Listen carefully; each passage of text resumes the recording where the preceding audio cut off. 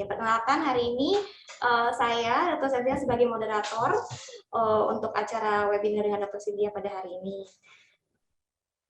Acara ini sengaja kami persiapkan agar ayah dan bunda bisa tetap dekat dan terinformasi, karena kami akan memberikan banyak informasi seputar kesehatan untuk Anda semua, meskipun saat ini kita lagi dalam situasi PPKM darurat nih, yang katanya malah mau diperpanjang nih ya dok.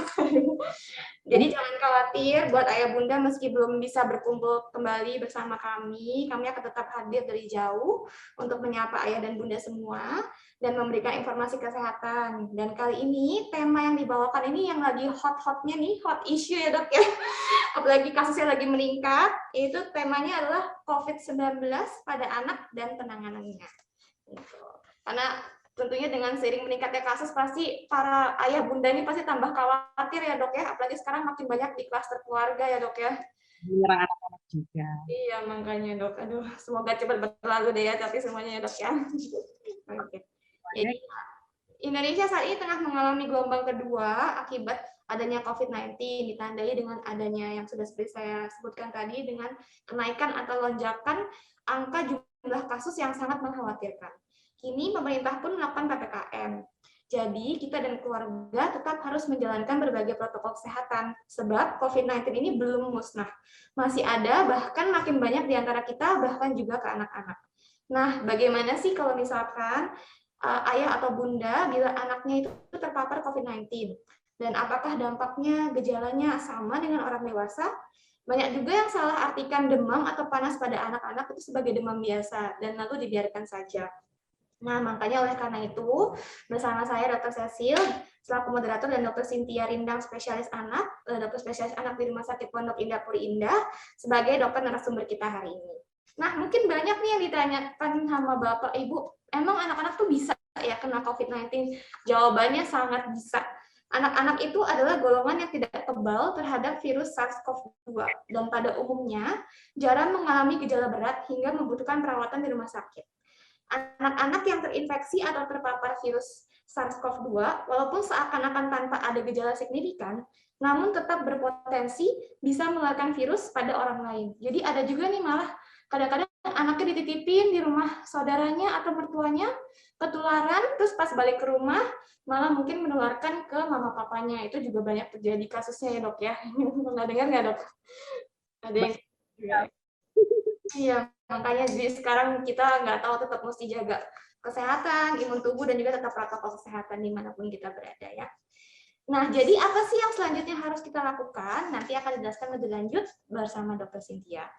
Sebelum dimulai, saya mau berbagi info dulu nih, gimana caranya nanti Bapak Ibu kalau misalkan nanti mau ada pertanyaan, nanti kita ada sesi Q&A di akhir presentasi, nanti bisa klik tombol Q&A yang ada di layar komputer atau handphone Bapak Ibu, dan dituliskan pertanyaannya di kolom chat tersebut. Nanti akan kita kumpulkan di akhir sesi dan akan dijawab bersama Dr. Cynthia.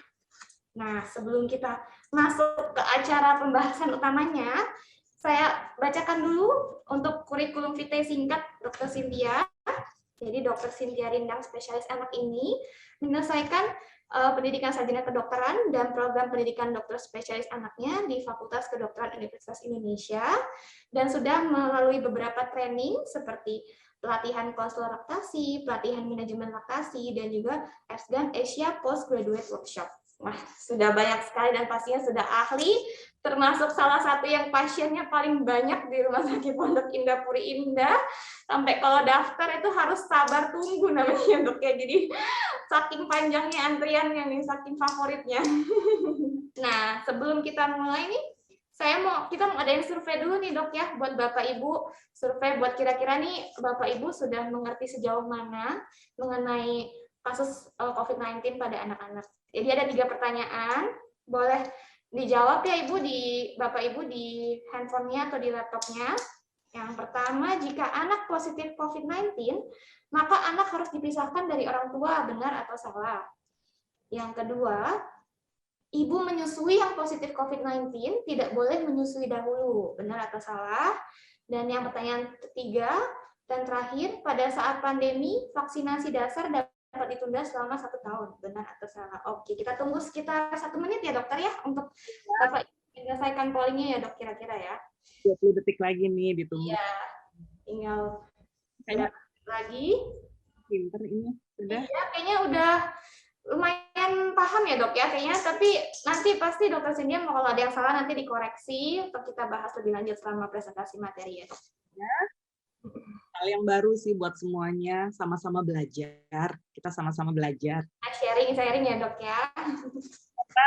Penyakit ini kan masih baru, ilmunya belum ada textbooknya, jadi segala informasi, segala hal itu masih fast changing banget informasinya, jadi harus benar-benar pintar-pintar updating informasi dari sumber yang benar. Itu yang paling penting, cari sumber yang benar.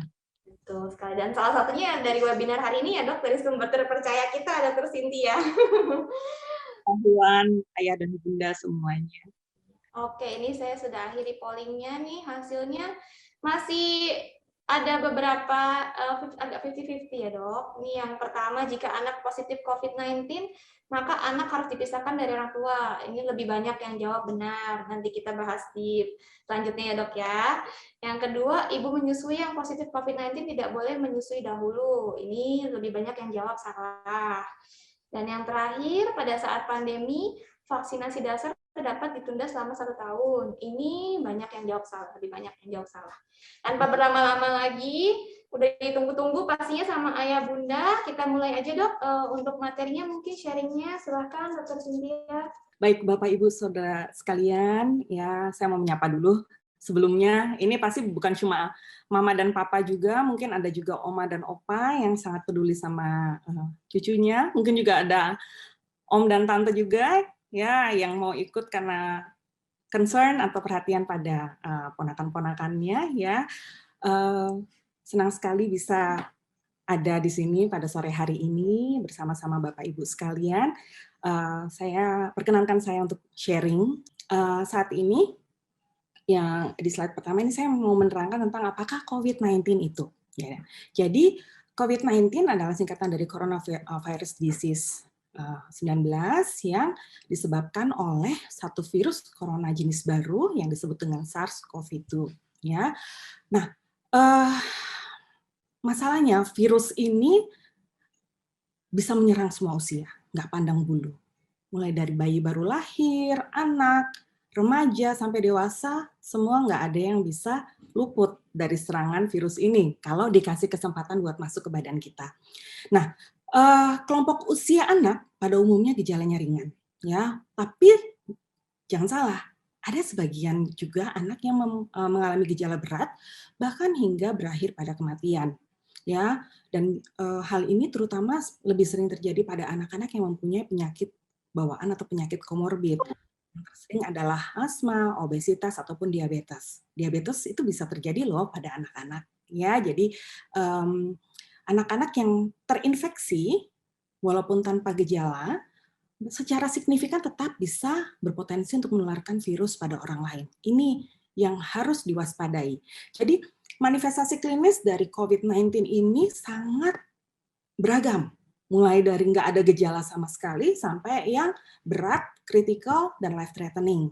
Ya, nah masalahnya yang gejalanya ringan atau tanpa gejala ini yang berbahaya sebenarnya karena walaupun mereka tidak menunjukkan gejala yang signifikan, tapi virusnya tetap ada di dalam badan dan berpotensi untuk menularkan. Ya, nah apa sih yang menjadi gejala COVID-19 pada umumnya? Ya, saya pada presentasi kali ini banyak mengambil infografis dari berbagai website yang mudah-mudahan trustable ya, dari WHO, dari CDC, dari Satgas COVID Indonesia, lalu juga ada beberapa akun Instagram seperti IDAI, lalu ada dari Pandemic Talks atau Adam Prabata yang memang cukup informatif dan memudahkan kita untuk sama-sama belajar dan memahami tentang virus ini. Ya, oke, gejala untuk COVID-19 ini ya bisa, saya katakan bisa karena bisa saja nggak ada batuk, ya.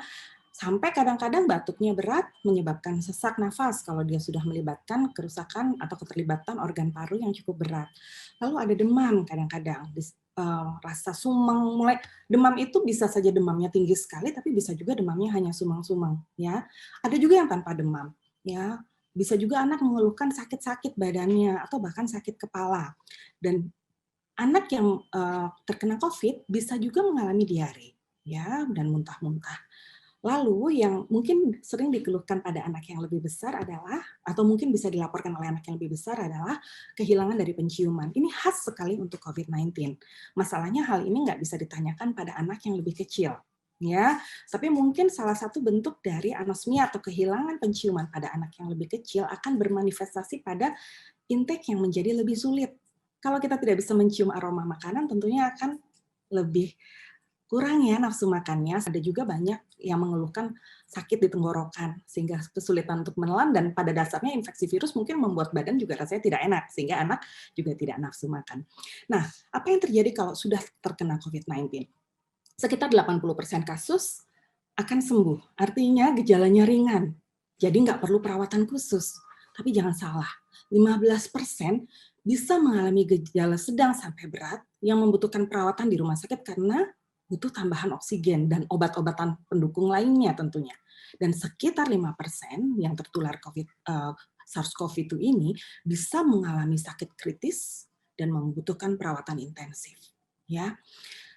Yang jadi problem adalah perjalanan penyakitnya seringkali sulit diprediksi dengan pasti. Artinya awal-awalnya mungkin bagus, tiba-tiba terjadi perburukan. Dan ini seringkali mungkin kita lihat pada kasus dewasa terutama ya. Jadi ya pada gelombang kedua COVID-19 yang kita sudah alami sekitar 1-2 bulan terakhir ini kan begitu banyak berita-berita tidak berita-berita duka ya yang berseliweran mungkin di grup kita gitu ya, yang berkaitan dengan kejadian sakit berat pada COVID-19 ini ya.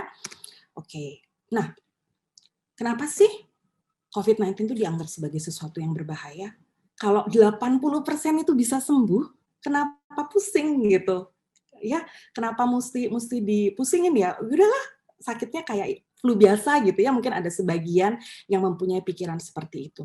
Saya mau mengajak Bapak dan Ibu untuk melihat data ini.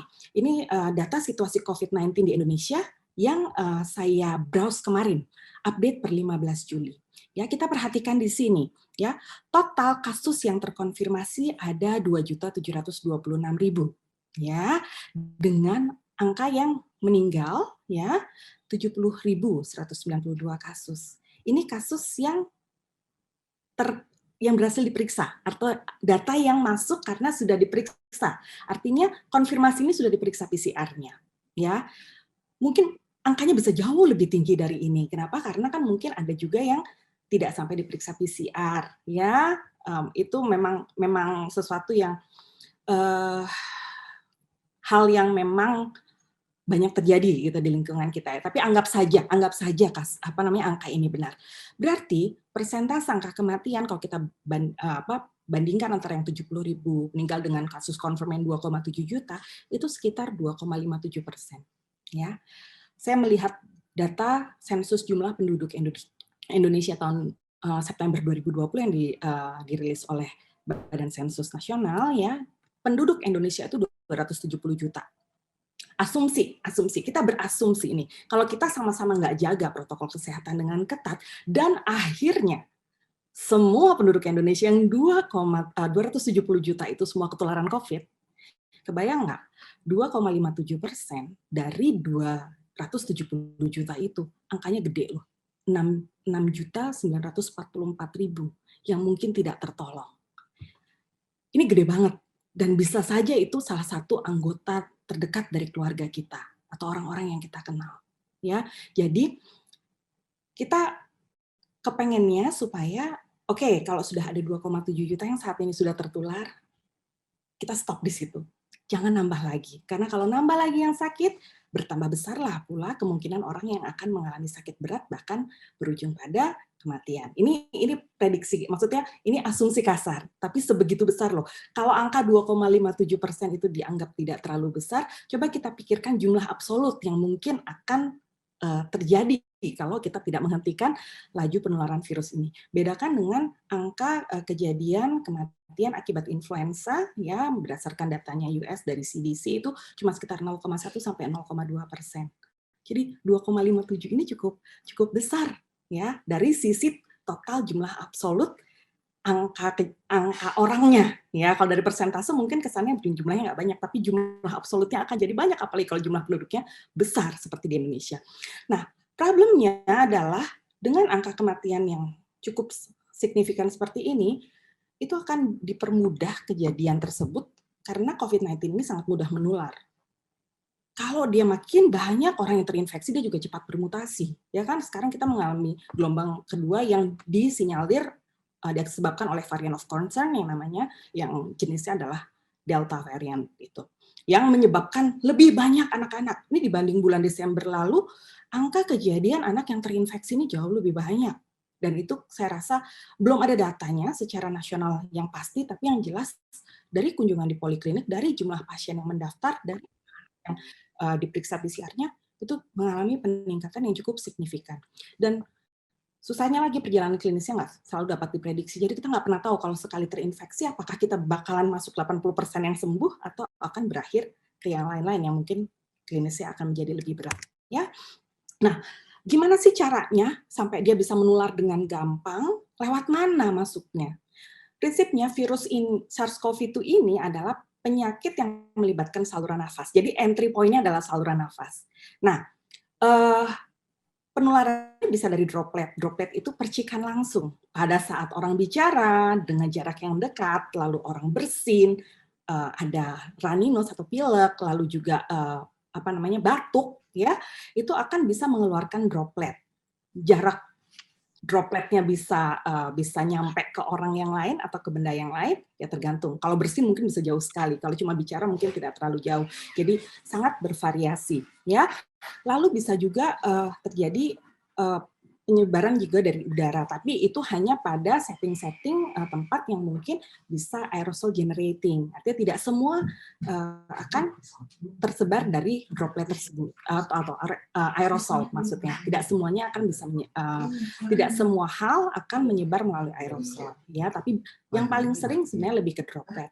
Tapi juga harus diperhatikan bahwa COVID-19 ini bisa menyebar lewat permukaan-permukaan yang terkontaminasi oleh virus tersebut. Ya, jadi untuk benda-benda yang biasa dipegang, ya, seperti pegangan pintu, mungkin tombol lift, mungkin handphone, ya, yang sering kita bawa-bawa kemana-mana lalu taruh di mana-mana, ya, terus begitu mungkin laptop atau mouse dari komputer yang kita gunakan, hati-hati. Barang-barang tersebut kalau kita sentuh, tapi kita tidak mencuci tangan dengan rajin, pada saat kita mungkin mempunyai virus di dalam badan kita, bisa nempel virusnya di situ. Dan suatu saat ada orang lain yang memegang, lalu orang tersebut lupa untuk mencuci tangan, dan dia tanpa sengaja memegang area wajahnya, baik di hidung, mata, atau menggosok-gosok area sekitar wajah, itu bisa menularkan virusnya. Ya, jadi yang penting adalah kita harus mencegah supaya virusnya nggak masuk ke badan kita. Kalau virusnya masih di luar, dia masih bisa dihandle atau dibunuh dengan sabun atau cairan desinfektan. Tapi begitu dia sudah masuk ke dalam badan, kita sudah nggak bisa kontrol, tergantung imunitas atau daya tahan tubuh kita. Ya, oke. Nah sekarang gimana cara mencegahnya? Kan prinsipnya tadi kita mesti menghalangi nih, virusnya nggak boleh sampai masuk ke badan. Jangan sampai dia beranak pinak di badan kita. Dan yang paling penting adalah melakukan prinsip dasar 5M dan 3T. Apa itu 5M dan 3T? 5M yang pertama adalah pakai masker dengan benar. Ya, lalu jaga jarak dengan aman, ya, cuci tangan yang rajin dengan benar, menghindari kerumunan, dan membatasi mobilitas. Jadi tetap boleh beraktivitas, hanya dibatasi yang penting dan atau urgent saja, dan tentunya tetap memperhatikan hal-hal yang lain, protokol kesehatan yang lain pada saat kita keluar melakukan aktivitas harus tetap ketat protokol kesehatannya. Lalu yang penting juga adalah 3T, testing, tracing, dan treatment. Jadi kalau ada gejala, ada kontak sama orang yang confirm atau suspek COVID, jangan takut untuk diperiksa. Kenapa? Dengan kita memeriksa, kita tahu status badan kita ini sehat atau sakit, terinfeksi atau tidak. Sehingga apa? Kita bisa menghentikan penularan dari virus ini untuk tidak menyebar lebih luas lagi, ya. Nah ini sekarang saya karena kita fokusnya ke anak, ya. 5M sama 3T mungkin yang lebih berkaitan sama anak-anak kita lebih ke yang 5M. 5M ini adalah sesuatu yang harus kita ajarkan pada anak kita. Kenapa? Karena kita nggak tahu pandemi ini akan sampai kapan. Tapi cara untuk mencegah penularan kemungkinan besar akan tetap sama. Jadi yang paling penting cuci tangan tuh harus benar. Ya, ini saya berikan gambar bagaimana cara mencuci tangan dengan benar yang 6 langkah ini. Ya, informasinya bisa didapatkan banyak di mana-mana ya. Tapi prinsipnya kalau kita mencuci tangan dengan benar dan menjaga tangan kita tetap bersih, kita akan mengurangi kemungkinan untuk tertular dan juga menyebarkan virus COVID-19 ini ke orang-orang di sekitar kita. Dan yang paling penting nih, ini anak-anak itu kan terutama balita ya, mereka tuh lagi seneng banget exploring dan semuanya akan masuk mulut ya. Terus gitu gampang sekali sentuh bagian muka, mulut ataupun mata ya. Jadi anak juga mesti diawasi dan diajari tentunya dengan cara yang lembut dan baik untuk sebisa mungkin menghindari menyentuh mata, hidung maupun mulut kalau tangannya belum yakin bersih benar. Ya, jadi ini adalah satu kebiasaan yang harus diajarkan. Nggak bisa cuma disuruh, yuk kamu cuci tangan, ayo sekarang cuci tangan gitu. Enggak. Kita mesti ajarin selain kita memberikan informasi secara lisan, kita juga mesti tunjukkan. Jadi mama dan papanya, oma, opa, atau uncle, auntie-nya juga harus rajin cuci tangan di depan anak-anak supaya mereka bisa melihat perilaku hidup sehat dan protokol kesehatan yang benar itu seperti apa, tidak hanya secara lisan tapi juga dari kebiasaan harian, ya. Oke. Lalu untuk masalah penggunaan masker, ini juga satu hal yang harus dibiasakan. Kenapa? Karena dari WHO mereka merekomendasikan untuk masker itu digunakan pada anak yang berusia 2 tahun atau lebih. Bagaimana dengan anak yang usianya di bawah 2 tahun? Kenapa sih nggak boleh pakai masker? Sebenarnya gini, yang dikhawatirkan adalah kalau pada saat kita menggunakan masker, pasti akan cenderung merasa lebih susah bernafas. Ya. Anak yang umur di bawah 2 tahun kemungkinan masih agak sulit untuk mengontrol kapan dia merasa kurang nyaman atau nafasnya agak sulit gitu ya. Jadi untuk alasan keamanan supaya tidak terjadi suffocation atau kesulitan untuk bernafas pada anak di bawah 2 tahun, dianjurkan untuk sementara masker itu tidak digunakan pada kelompok umur tersebut. Ya, apa yang harus dilakukan pada anak di bawah umur 2 tahun? Yang jelas sih gini, kalau pakai masker kan artinya dia akan dibawa keluar. Kalau di dalam rumah kan harusnya nggak pakai masker ya, kalau semuanya sehat-sehat ya. Jadi, lebih baik sih nggak usah keluar, kalau memang tidak ada kebutuhan. Nah, kalau terpaksa yang keluar gimana dok? Mesti ke rumah sakit nih buat vaksinasi atau ke klinik? Ya, yang penting adalah physical distancing. Artinya kita jaga jarak anak balita kita dari orang-orang di sekitarnya. 2 meter atau lebih jauh, lebih bagus. Ya, karena dengan physical distancing itu harapannya tidak ada droplet yang akan mencapai anak kita.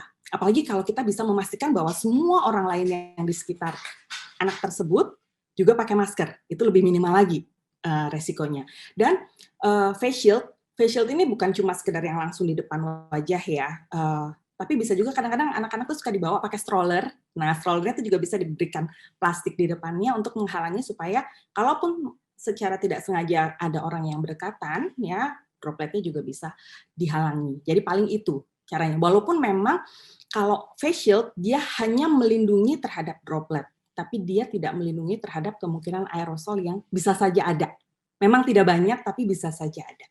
Nah, sekarang gimana cara pakai masker yang benar? Kalau zaman dulu kan waktu awal-awal masker kain masih oke. Jadi ini segala informasi yang berkaitan dengan COVID ini akan fast changing sekali. Ya, yang terbaru dari CDC adalah penggunaan double masker. Double masker. Jangan kebalik ya. Double masker itu masker surgicalnya yang di dalam dan masker kain yang di luar. Ya, jadi kadang-kadang saya suka melihat orang tua agak mungkin ada yang memberikan double masker surgical, ya maksudnya memakai masker surgical yang double gitu, atau mungkin masker ada yang KN94 lah, ada yang N95, pokoknya macam-macam ya. Ya, jadi sebenarnya gini, kalau sudah pakai prinsip dari penggunaan masker ini dulu ya. Prinsip penggunaan masker adalah harus benar-benar ketat, benar-benar pas, nggak boleh ada celah, nggak boleh ada lubang. Kenapa dengan penggunaan double masker ini bisa menjadi lebih tinggi proteksinya? Lihat deh, kalau masker surgical aja proteksinya cuma 56%. Ya, kalau cloth mask aja atau masker kain aja cuma 51%. Tapi begitu kita gabungin nih ya, antara si masker kain dengan masker surgical, naik loh jadi 85%. Ya, kenapa? Karena masker kain itu biasanya lebih tight. Jadi celah yang suka, kalau kita pakai masker surgical tuh perhatiin deh, yang di daerah dekat pipi sini suka agak kebuka gitu ya. Kecuali kita pakai penarik yang khusus sampai dia benar-benar tight fitted banget ya. Dengan adanya masker kain di luarnya diharapkan itu bisa lebih rapat lagi. Jadi lebih sesek dok, yes, pasti akan merasa lebih sesak, terutama pada awalnya. Tapi nanti kalau sudah terbiasa, ya, ini dokter kayak dokter Cecil tuh lihat tuh, pakainya N95 kayak begitu. Waduh, teman-teman saya kalau ngelihat saya pakai N95, luarnya masih pakai surgical mask kayak begitu, pada bilang itu nggak sesek, bisa nafas nggak sih? Ternyata bisa dari pagi sampai malam bertahan, ya masih bisa ngomong, masih bisa ketawa-ketawa gitu. Pada akhirnya setelah kita terbiasa bisa. Biasa ya dok. Dicoba dulu, dibiasakan karena mau nggak mau ini salah satu cara untuk menghalangi kita dari ketemu dengan si virusnya itu, gitu ya. Jadi anak-anak pun juga pelan-pelan diajari, ya. Tidak nyaman pasti, tapi kalau itu demi kesehatan, mau nggak mau kita mesti kerjakan ya. Oke, nah ini kalau yang ini mungkin lebih untuk para orang tua nih ya, karena ini kaitannya dengan apa yang harus dilakukan pada saat beraktivitas keluar, ya. Mau nggak mau kan mungkin mesti kerja, ya kayak saya dengan dokter Cecil deh, kita tiap hari juga harus kerja gitu ya, ke rumah sakit, bukan red zone lagi, itu black zone, isinya Sekarang COVID ya dok. dokter Cecil kenapa nggak lepas masker? Karena dokter Cecil dari rumah sakit siarannya. Iya dok. Ya bisa lepas masker, kenapa saya di rumah hari ini? Jadi bisa kelihatan nih full mukanya kayak begini. Mungkin Bapak Ibu yang dari awal pandemi baru lahir gitu ya, didampingi oleh saya, udah full masker, sampai sekarang nggak pernah lihat wajah saya nih ya. Baru bisa lihat sekarang mungkin ya. Tapi yang jelas pada saat kita berada di area rumah sakit ya harus seperti dokter Cecil ini. Nggak boleh kecolongan, nggak boleh lengah sedikit pun. Karena kita udah, misalnya nih, kita seharian udah pakai masker dengan baik, tapi ngebuka masker sedikit aja dan sampai virusnya masuk. Cuma nggak usah lama-lama deh, 5-10 menit aja. Mungkin juga sudah beda nih ceritanya, si virusnya bisa dapat kesempatan buat masuk dan bikin penyakit di badan kita. Nah, balik lagi ke slide ini. Slide ini saya mau menerangkan tentang gabungan antara ventilasi, durasi, dan jarak. Ya, jadi Papa dan Mama, Oma, Opa, Uncle, Auntie, sekalian kalau misalnya terpaksa harus beraktivitas keluar, pastikan tempat kita beraktivitas itu ventilasinya baik. Outdoor itu pasti jauh lebih oke daripada indoor. Tapi kalaupun terpaksa di indoor, kayak saya dokter Cecil mesti kerja di rumah sakit, ya pastikan ruangannya itu ventilasinya bagus. Kalau rumah sakit sih biasanya sudah dipikirkan hal itu, tapi untuk yang lain-lain, kantor dan segala macam, ya itu tolong direview bagaimana dengan ventilasinya. Kalau ventilasinya kira-kira kurang begitu bagus, jangan pernah lepas masker sama sekali. Dan maskernya harus dipakai dengan benar. Lalu juga durasi. Durasi itu artinya lama kita ketemu dengan orang lain. Ya, kalau kita keluar tapi kita sendirian aja nggak apa-apa. Tapi pada saat kita mau bertemu dengan orang lain, ya dikatakan coronavirus itu butuh waktu untuk menyebar. Jadi bukan yang kita ketemu, hai, langsung virusnya langsung masuk itu, ternyata ya kalau mungkin deket banget dan nggak pakai masker bisa saja ya, tapi sebenarnya kalau misalnya kita melakukan protokol kesehatan gitu ya, kalau dikatakan bahwa coronavirus itu bisa menyebar mungkin dianggap kontak erat kalau di atas 15 menit. Jadi kalau bisa ketemu atau harus memang ada pertemuan dengan orang lain, ya usahakan seoptimal mungkin dalam waktu kurang dari 15 menit, atau kalau sekiranya bakalan lama, kita online aja kayak begini, pakai Zoom gitu ya, video call, atau aduh kita tuh hidup di era digital yang enak banget gitu loh. Nggak ketemu langsung, tapi komunikasi tetap bisa jalan kalau memang kita mau. Nanti kalau pandeminya udah kelar, kita ketemuan lagi, happy-happy lagi, makan-makan bareng lagi boleh. Tapi untuk sekarang, ayo kita batasi penularan ini dengan membatasi ketemu yang secara fisik bareng-bareng dulu. Ya, lalu juga jaga jarak. Ya, jarak itu minimal 2 meter. Ya, 6 feet itu sekitar 1,82 meteran antara satu orang. Jadi kalau semua ini dikombinasikan pakai masker dengan benar, kita berada di ruangan yang ventilasinya bagus, terus dia gitu keluar ketemu orang nggak lama-lama, terus dia gitu pada saat ketemu juga menjaga jarak, ya, dan masker benar-benar dipakai dengan benar, dan rajin juga cuci tangan. Saya yakin harusnya virusnya nggak punya kesempatan buat masuk. Ya, ini dokter Cecil, ini kan ya sampai sekarang juga kita masih negatif semua ya. Maksudnya sudah 1,5 tahun ini ya. Puji Tuhan dokter, belum jadi alumni. Karena terbantu vaksin juga kayaknya dok ya. Itu vaksin, sama yang kedua kan kita protokol kesehatan kalau di rumah sakit juga ketat. Artinya dokter-dokter di rumah sakit Pondok Indah ini kita rutin loh di PCR sebulan sekali mendapat screening sejak awal pandemi. Ya, jadi saya ini termasuk yang belum, dan saya nggak mau kalau bisa. Ya, caranya gimana ya, harus ketat protokol kesehatan yang nggak boleh lengah sedikit pun. Ya, nggak boleh kasih kesempatan virusnya buat masuk sama sekali. Ya, jadi prinsipnya jaga jarak. Physical distancing, bukan social distancing. You have many other ways untuk socialize.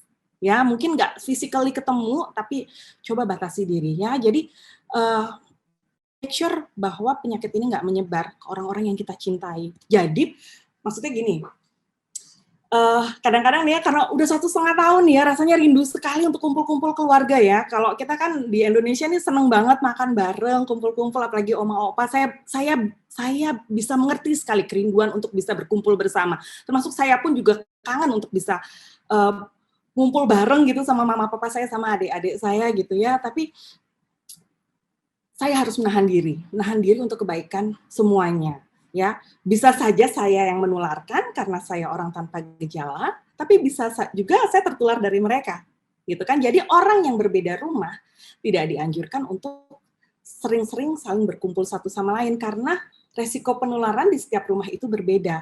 Kita nggak bisa mengontrol orang lain untuk bisa melakukan protokol kesehatan seketat kita. Jadi kalau kita udah benar-benar ketat, karena banyak banget pasien yang cerita, nggak kemana-mana dok, bener-bener nggak kemana, tapi ternyata ada uncle-nya dateng, mungkin omanya sempat berkunjung, walaupun nggak lama, nggak seharian, nggak nginep gitu, tapi tetap saja pada saat ada ketemu, biasanya kalau keluarga dekat itu kita akan makan.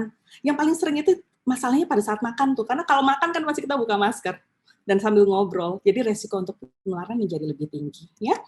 Oke, nah ini satu hal tambahan.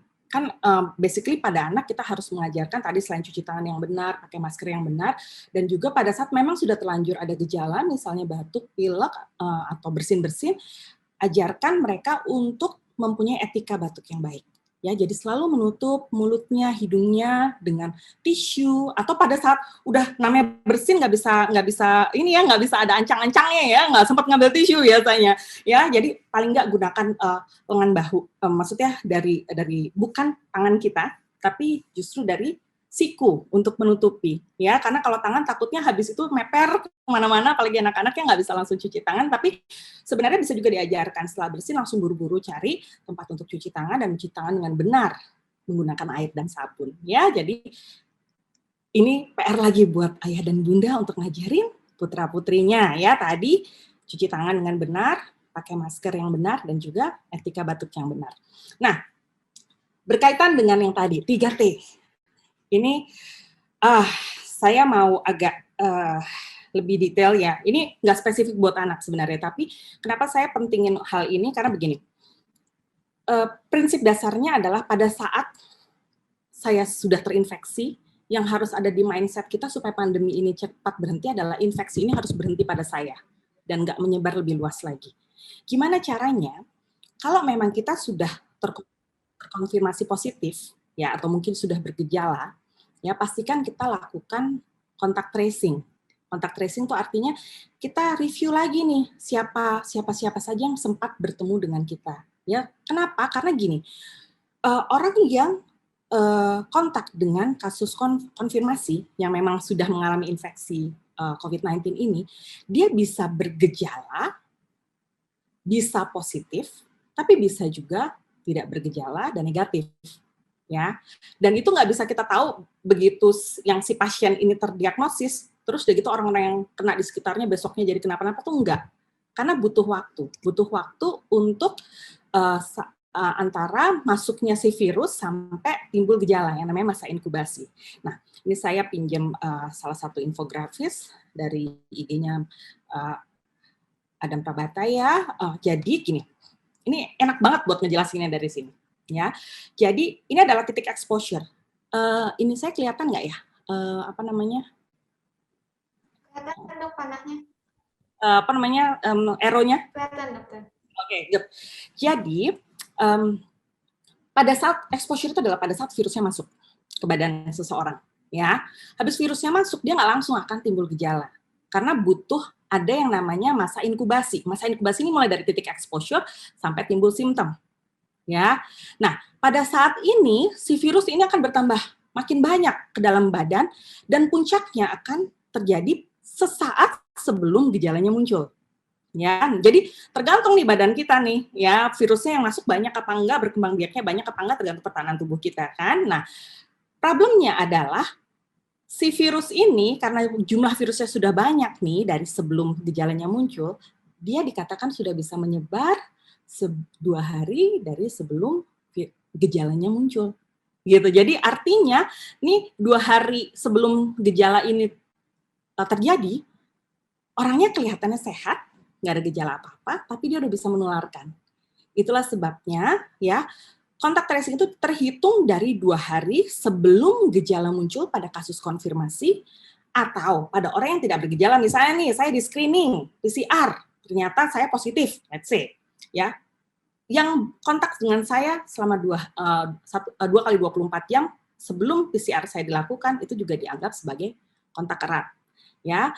Dan itu juga, maksudnya kontak erat itu harus dipikirkan pada orang yang tinggal satu rumah dengan kasus yang terkonfirmasi, ya. Terus udah gitu,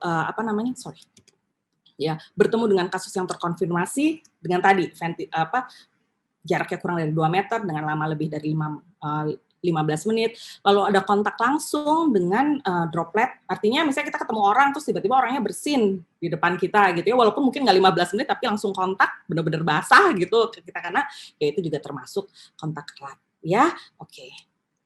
Nah, sekarang kalau memang kita sudah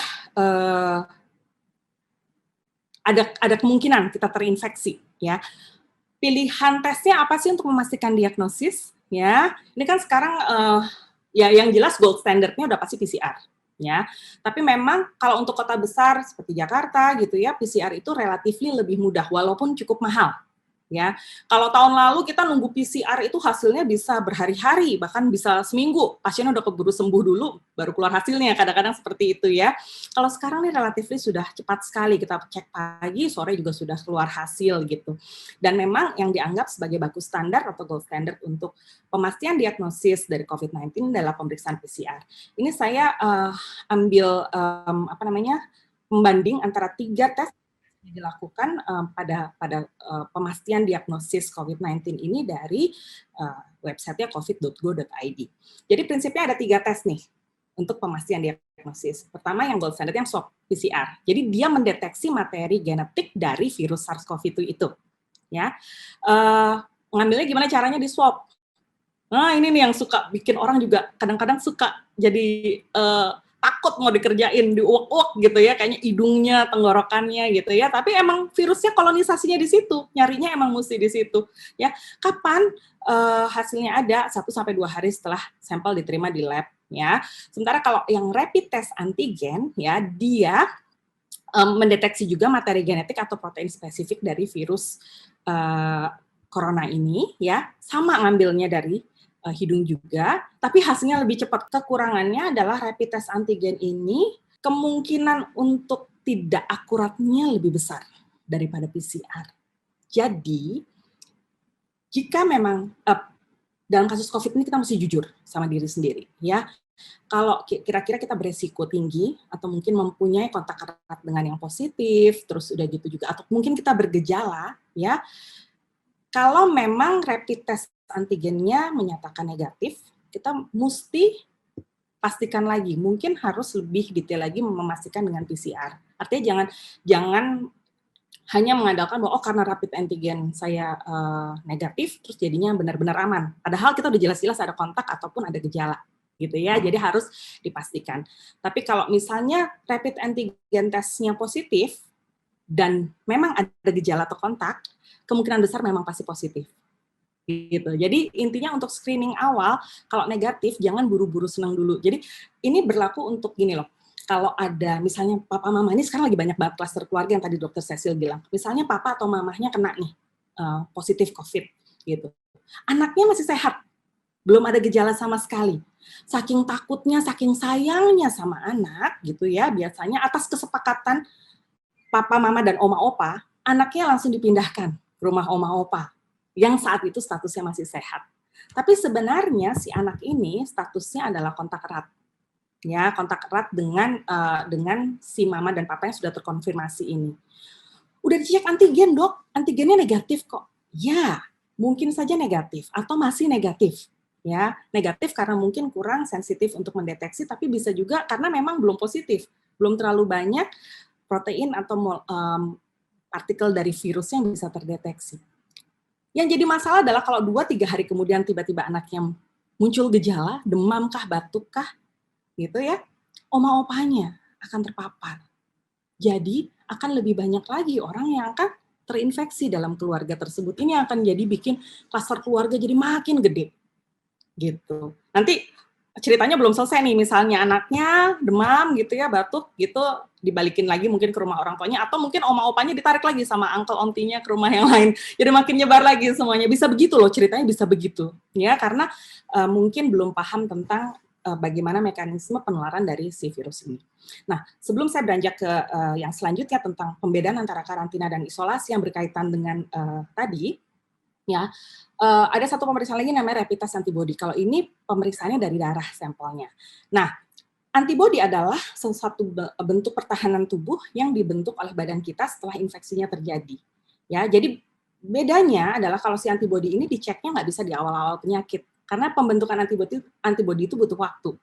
Jadi biasanya di atas 7 hari sesudah infeksi terjadi baru mungkin akan terdeteksi antibodinya.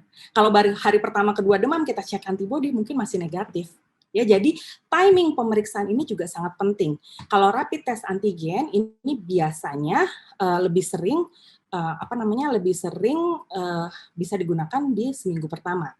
Ya, sementara kalau PCR dari awal penyakit fase akut di minggu pertama dia sudah bisa positif. Dan ada yang bisa menetap sampai lama, sampai 2-3 bulan masih tetap positif. Waduh dok, itu masih nularin nggak tuh? PCR-nya positif terus, tiap minggu diulang positif terus sampai 2-3 bulan gitu. Nah, sebenarnya kalau orang yang sudah tidak bergejala sama sekali, setelah lewat dari 14 hari, sejak gejala pertama kali muncul dianggap sudah tidak infeksius. Kenapa PCR-nya itu masih positif? Karena sebenarnya sih PCR ini mendeteksi materi genetik dari virus, tapi tidak bisa membedakan apakah virusnya hidup atau mati. Ya, yang bisa membedakan virusnya hidup atau mati adalah pemeriksaan kultur virus yang tidak tersedia secara komersial karena tidak mudah untuk dilakukan.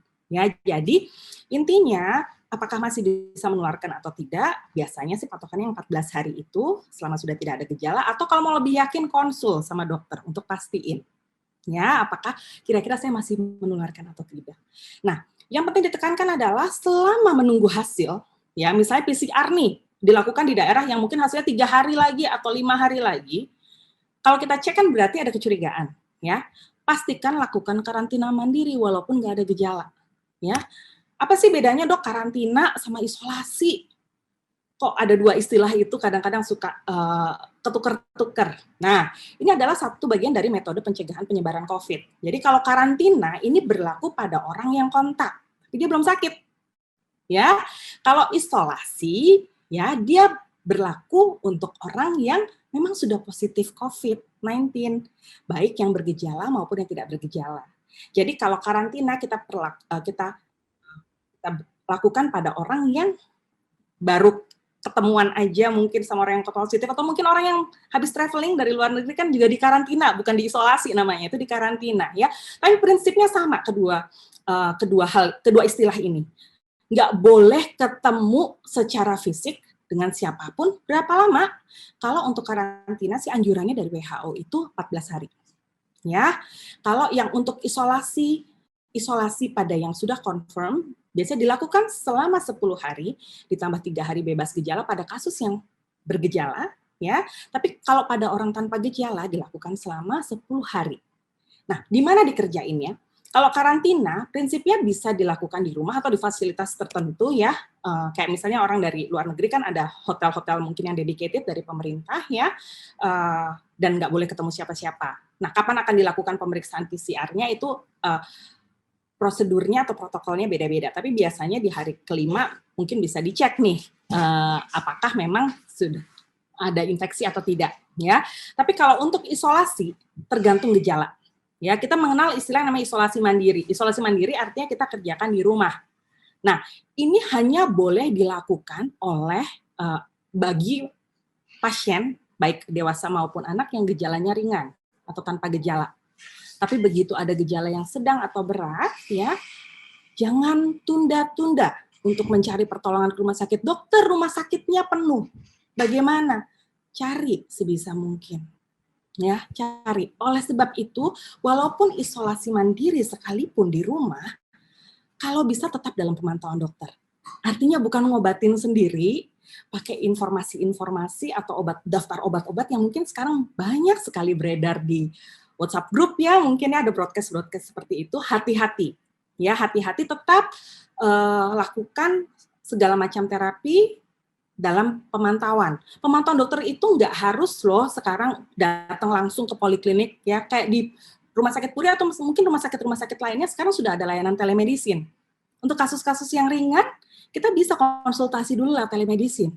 Ya, jadi manfaatkanlah era digital ini untuk bisa membantu keluarga atau orang-orang terkasih kita yang mengalami sakit tapi tetap dalam pantauan dokter, ya. Nah, khusus buat anak nih, IDAI ini luar biasa, ya.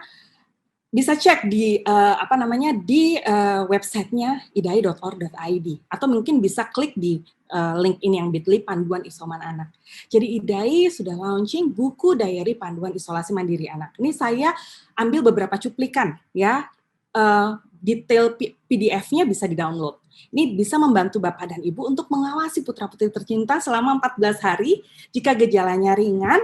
Maksudnya udah confirm gitu ya, gejalanya ringan untuk panduan selama mengawasi 14 hari tersebut.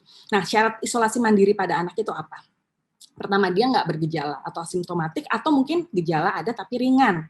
Batuk, pilek, tapi anaknya masih pecicilan, lari-lari, masih happy, ada demam tapi demamnya bukan yang mantong terus gitu ya, masih bisa turun, terus dia gitu juga masih bisa respon juga dengan obat paracetamol, ada diare atau muntah yang tidak sampai terjadi dehidrasi karena anaknya masih mau makan minum, atau mungkin ada ruam-ruam, karena pada sebagian kecil kasus coronavirus COVID-19 ini bisa ada merah-merah di kulit juga. Jadi, nah, prinsip yang ketiga itu kan anak aktif, bisa makan minum, bisa menerapkan etika batuk, karena pada saat dia bergejala jangan sampai si virusnya itu nyebar ke area atau barang-barang di sekitar rumah, ya. Dan yang paling penting adalah pemantauan gejala atau keluhan. Yang tadi saya bilang, penyakit ini perjalanan klinisnya kadang-kadang sulit diprediksi. Ada 3 anak nih di rumah sama-sama sakit barengan, gejalanya bisa berbeda loh tiga-tiganya. Ya, jadi masing-masing anak harus dipantau. Kalau anaknya lebih dari 1, biar nggak pusing, biar nggak bingung, apalagi ini serumah yang sakit, di buku diary ini ada logbook-nya. Logbook bisa di print out, dicatat suhunya berapa hari ini, ada batuk atau enggak, ada diare berapa kali, ya, supaya kalau nanti memang harus berkonsultasi lebih lanjut sama dokter, nggak ketukar-tukar datanya. Oh, si A berapa kali diarenya, 5 kali kayaknya, dok. Bukan deh, itu si B. Nah, jadi pada bingung kan? Dengan coba dicatat, logbooknya udah bisa di-download dan langsung di-print out, memudahkan Bapak Ibu sekalian, ya. Dan yang penting adalah pantaunya gejala, selain gejala dan keluhan, juga harus periksa suhu, bukan pakai tangan meter. Jadi bukan cuma diraba, kita mesti tahu anak ini benar-benar demam atau enggak. Definisi demam adalah kalau suhunya di atas 37,5. Jadi pastikan punya termometer yang berfungsi baik, ya. Dan kalau memungkinkan juga ada alat pulse oximeter, ya. Berapa kali dicek? 2-3 kali sehari. Lebih sering lebih bagus kalau memungkinkan, tapi kalau misalnya dilakukan 2 atau 3 kali sehari pun sudah cukup sambil melihat kondisi anak. Kalau tiba-tiba mengalami kok lebih lemes ya, kok kayaknya lebih sesak ya, pemeriksaan bisa dilakukan lebih sering, ya.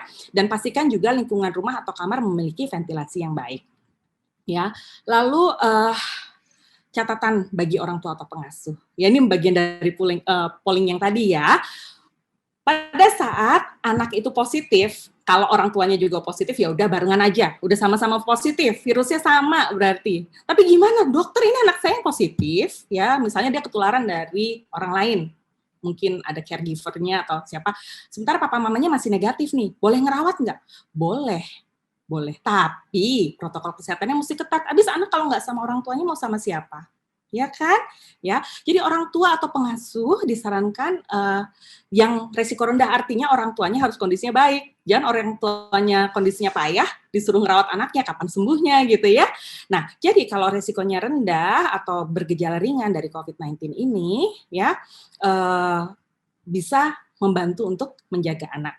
Nah, jika orang tua dan anak berbeda status COVID-nya, papa mama negatif, anak positif, disarankan jarak tidurnya beda 2 meter di kasur yang terpisah. Kenapa? Karena kalau tidur pasti nggak bisa pakai masker.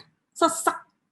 Ya, kalau bisa sih bagus, tapi kemungkinannya akan sangat-sangat sulit gitu. Jadi kalau misalnya beraktivitas yang lain pakai masker dengan benar, cuci tangan dengan benar, tapi kalau tidur boleh tapi dengan jarak yang cukup jauh. Ya, ini kita meminimalisir, bukan berarti bahwa dijamin orang tua akan tetap negatif ya dengan seperti ini, tapi kan kita nggak punya pilihan lain. Kalau anak kita sakit mau nggak mau kita mesti taking care of them.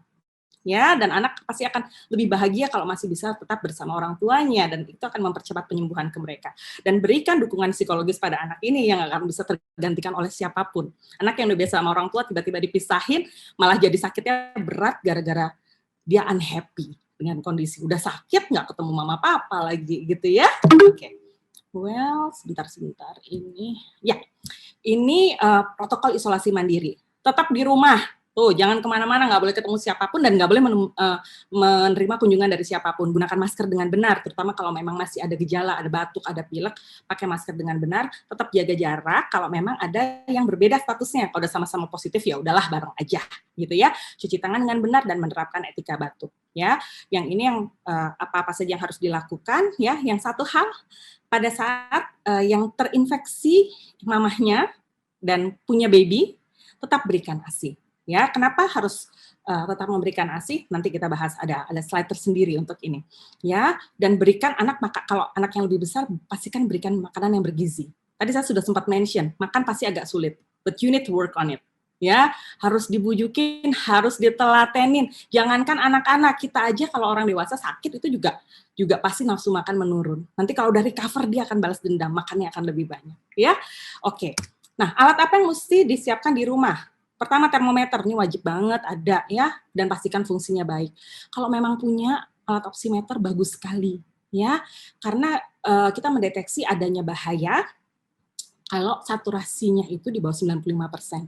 Ya, tapi kalau nggak punya gimana dok? Susah nyari oximeter, apalagi ini sekarang lagi kasusnya tinggi nih, sold out semua, mau cari di marketplace juga rada-rada susah. Oke, awasi tanda vital. Maaf. Nah, ini adalah tanda bahaya laju nafas anak. Bagaimana cara menghitung laju nafas anak pada saat anak kondisinya tenang? Hitung full selama 1 menit. 1 kali ambil nafas, 1 kali buang nafas, itu dihitung 1 siklus. Ya nih, kalau anak 2 bulan nggak boleh lebih dari 60 kali per menit, antara 2 sampai 11 bulan nggak boleh lebih dari 50 kali per menit. Jadi perhatikan ini. Begitu dia sudah melebihi batas dari tanda bahaya ini, segera datang ke unit kesehatan terdekat. Ya, oke. Saya balik ke yang sebelumnya, maaf. Oh ya, ini tanda kewaspadaan lain ya yang harus diperhatikan juga di rumah adalah anaknya banyak tidur dan susah dibangunkan. Ya, terus gitu nafasnya cepat ya dengan laju nafas yang seperti tadi. Nah, sesak itu tidak hanya frekuensi. Kadang-kadang ada cekungan di dada atau hidung yang kembang kempis yang terjadi pada saat anak bernafas, itu adalah tanda adanya kerja otot-otot nafas tambahan yang menandakan bahwa anaknya sesak. Nah, itu juga harus diperhatikan. Saturasi oksigen kurang dari 95%, mata merah, ruam dan leher yang bengkak, demamnya sudah berlangsung lebih dari 7 hari, mungkin karena saking panasnya tinggi sampai anaknya juga jadi kejang, nggak bisa makan minum, mata cekung, buang air kecil berkurang, itu tanda dehidrasi atau terjadinya penurunan kesadaran, itu adalah tanda waspada yang mengharuskan Bapak dan Ibu untuk segera mungkin membawa putra-putrinya ke unit kesehatan terdekat untuk mendapatkan pertolongan. Nah, sekarang kalau gejalanya ringan, obat apa dok yang mesti disiapin di rumah nih? Ya, pada prinsipnya karena ini penyakit virus, ya, belum ada terapi spesifiknya, belum ketemu. Atau mungkin memang pada umumnya kan penyakit virus biar daya tahan tubuh sendiri yang akhirnya akan melawan virusnya. Nah, untuk anak-anak yang positif COVID-19 dan bergejala ringan, pastikan di rumah ada obat demam. Ya, obat demam apa? Hati-hati dalam, jadi prinsipnya kalau kita ngasih obat, dosis itu harus tepat. Dosis pada anak karena berat badannya sangat mudah berubah harus disesuaikan dengan berat badan. Ya, kalau berat badannya ideal sesuai usia, kita masih bisa mengikut aturan yang ada di kemasan. Tapi kalau misalnya badannya beratnya rada kurang dibanding usianya atau bahkan justru berlebihan, mungkin perlu adjustment dosis yang bisa ditanyakan pada dokter yang ikut menangani atau memantau. Dan hati-hati juga dengan sediaan paracetamol. Ada berbagai macam sediaan. Ya, ada yang drops, ada yang sirup aja itu beda-beda. Ada yang 5 ml atau 1 sendok obat itu 120 mg, ada yang 160 mg, ada yang 250 mg. Jadi Bapak dan Ibu harus berhati-hati ya. Ya, sama-sama mereknya, kalau komposisi miligramnya beda, mililiternya akan jadinya beda. Ya. Jadi kalau memang bingung, konsultasikan dengan dokter. Ya, tapi kalau memang bisa menghitung dosis paracetamol biasa 10-15 mg per kilogram berat badan per hari, yang biasa diberikan kalau suhu mulai di atas 38 dan bisa diulang dalam 4 jam. Tapi dalam 1 hari tidak boleh lebih dari 5 kali pemberian. Karena dosis maksimal paracetamol per hari pada anak adalah 75 mg per kilogram berat badan per kali. Ya, lalu apalagi dok yang bisa dikasih pada anak ya? Kita meningkatkan imunitas tubuh dengan pemberian suplemen. Suplemennya apa yang biasa rutin kita berikan pada kasus COVID-19? Multivitamin yang mengandung vitamin C, vitamin D, D3 ya, dan zinc. Ya, dosisnya sudah ada nih di sini nih ya. Vitamin C karena setiap multivitamin punya kandungan yang bervariasi ya. Ini ditentukan batas maksimal. Kenapa batas maksimal? Karena kalau vitamin C kelebihan dia akan dibuang ya melalui urin ya. Jadi pastikan anak minum dengan banyak, tapi juga tidak boleh berlebihan. Nggak boleh over supplementing juga. Jadi ini adalah batasan dosis maksimal untuk vitamin C. Sementara kalau vitamin D ada patokannya. Ya, vitamin D untuk anak di bawah 3 tahun, ada yang confirm positif COVID-19, 400 international unit, kalau yang lebih besar bisa sampai 1.000, remaja 2.000, bahkan remaja yang obesitas atau bedan. Karena ada nih anak-anak yang umurnya 15 tahun tapi beratnya 100 kilo tuh ada gitu ya, kita kasih dosis lebih tinggi 5.000 international unit per hari. Nah, sama zincnya biasa diberikan 20 mg per hari selama 2 minggu. Nah, kalau anak yang sehat nih, tadi ada beberapa pasien yang juga menanyakan pada saya, kalau misalnya anak sehat belum terkonfirmasi COVID, lagi tinggi banget gini kasusnya, boleh dikasih suplemen nggak? Boleh aja diberikan vitamin C. Dan vitamin D3 itu sebenarnya sudah ada anjuran dari IDAI, pada anak di bawah umur 1 tahun diberikan 400 international unit, ya itu bisa di browsing juga di www.idai.org.id ya. 400 international unit tanpa memandang dia ASI atau mungkin pemberian susu formula atau makanannya, dan di atas umur 1 tahun diberikan 600 international unit. Ya, jadi itu suplementasi yang rutin yang boleh diberikan pada anak yang saat ini sehat-sehat saja ya. Oke. Lalu menyusui pada COVID-19 ini yang tadi saya janjikan ya. Sorry, saya mau geser ininya dulu. Maaf. Nah, menyusui pada kasus COVID boleh apa enggak? Aduh, boleh banget. Kenapa boleh banget? Karena menyusui itu oleh WHO pun dianggap aman. Ya, karena sampai saat ini belum ditemukan bukti bahwa virus dari COVID-19 atau SARS-CoV-2 ini ditularkan melalui ASI. Ya, cuma memang jangan sampai babynya ketularan mendapatkan virusnya langsung dari mamahnya dari droplet. Ya, jadi ada hal-hal yang harus diperhatikan. Tapi satu hal lagi, virusnya nggak masuk lewat ASI, tapi antibodi dari mamahnya, baik yang saat itu sedang sakit ataupun yang survivor, penyintas COVID, antibodinya itu lewat ASI dan bisa diberikan pada babynya. Ya, transferable jadi antibodinya. Jadi bagus sekali buat babynya. Jadi walaupun babynya mungkin statusnya masih negatif, ibu tetap bisa langsung menyusui bayinya, tapi memang ada hal yang harus diperhatikan. Ya, rajin cuci tangan dengan benar, terutama sebelum dan sesudah menyentuh bayi ataupun barang-barang yang berkaitan dengan bayi. Pakai masker. Setiap kali dekat atau nyentuh anak, pakai masker. Beda dengan benar. Ya, nggak boleh dibuka-buka. Ya, karena kita nggak mau sampai droplet kita jatuh dan mengenai baby. Pada saat ibunya bergejala, mungkin ada batuk atau pilek, pastikan tutupi mulut dan hidung dengan tisu.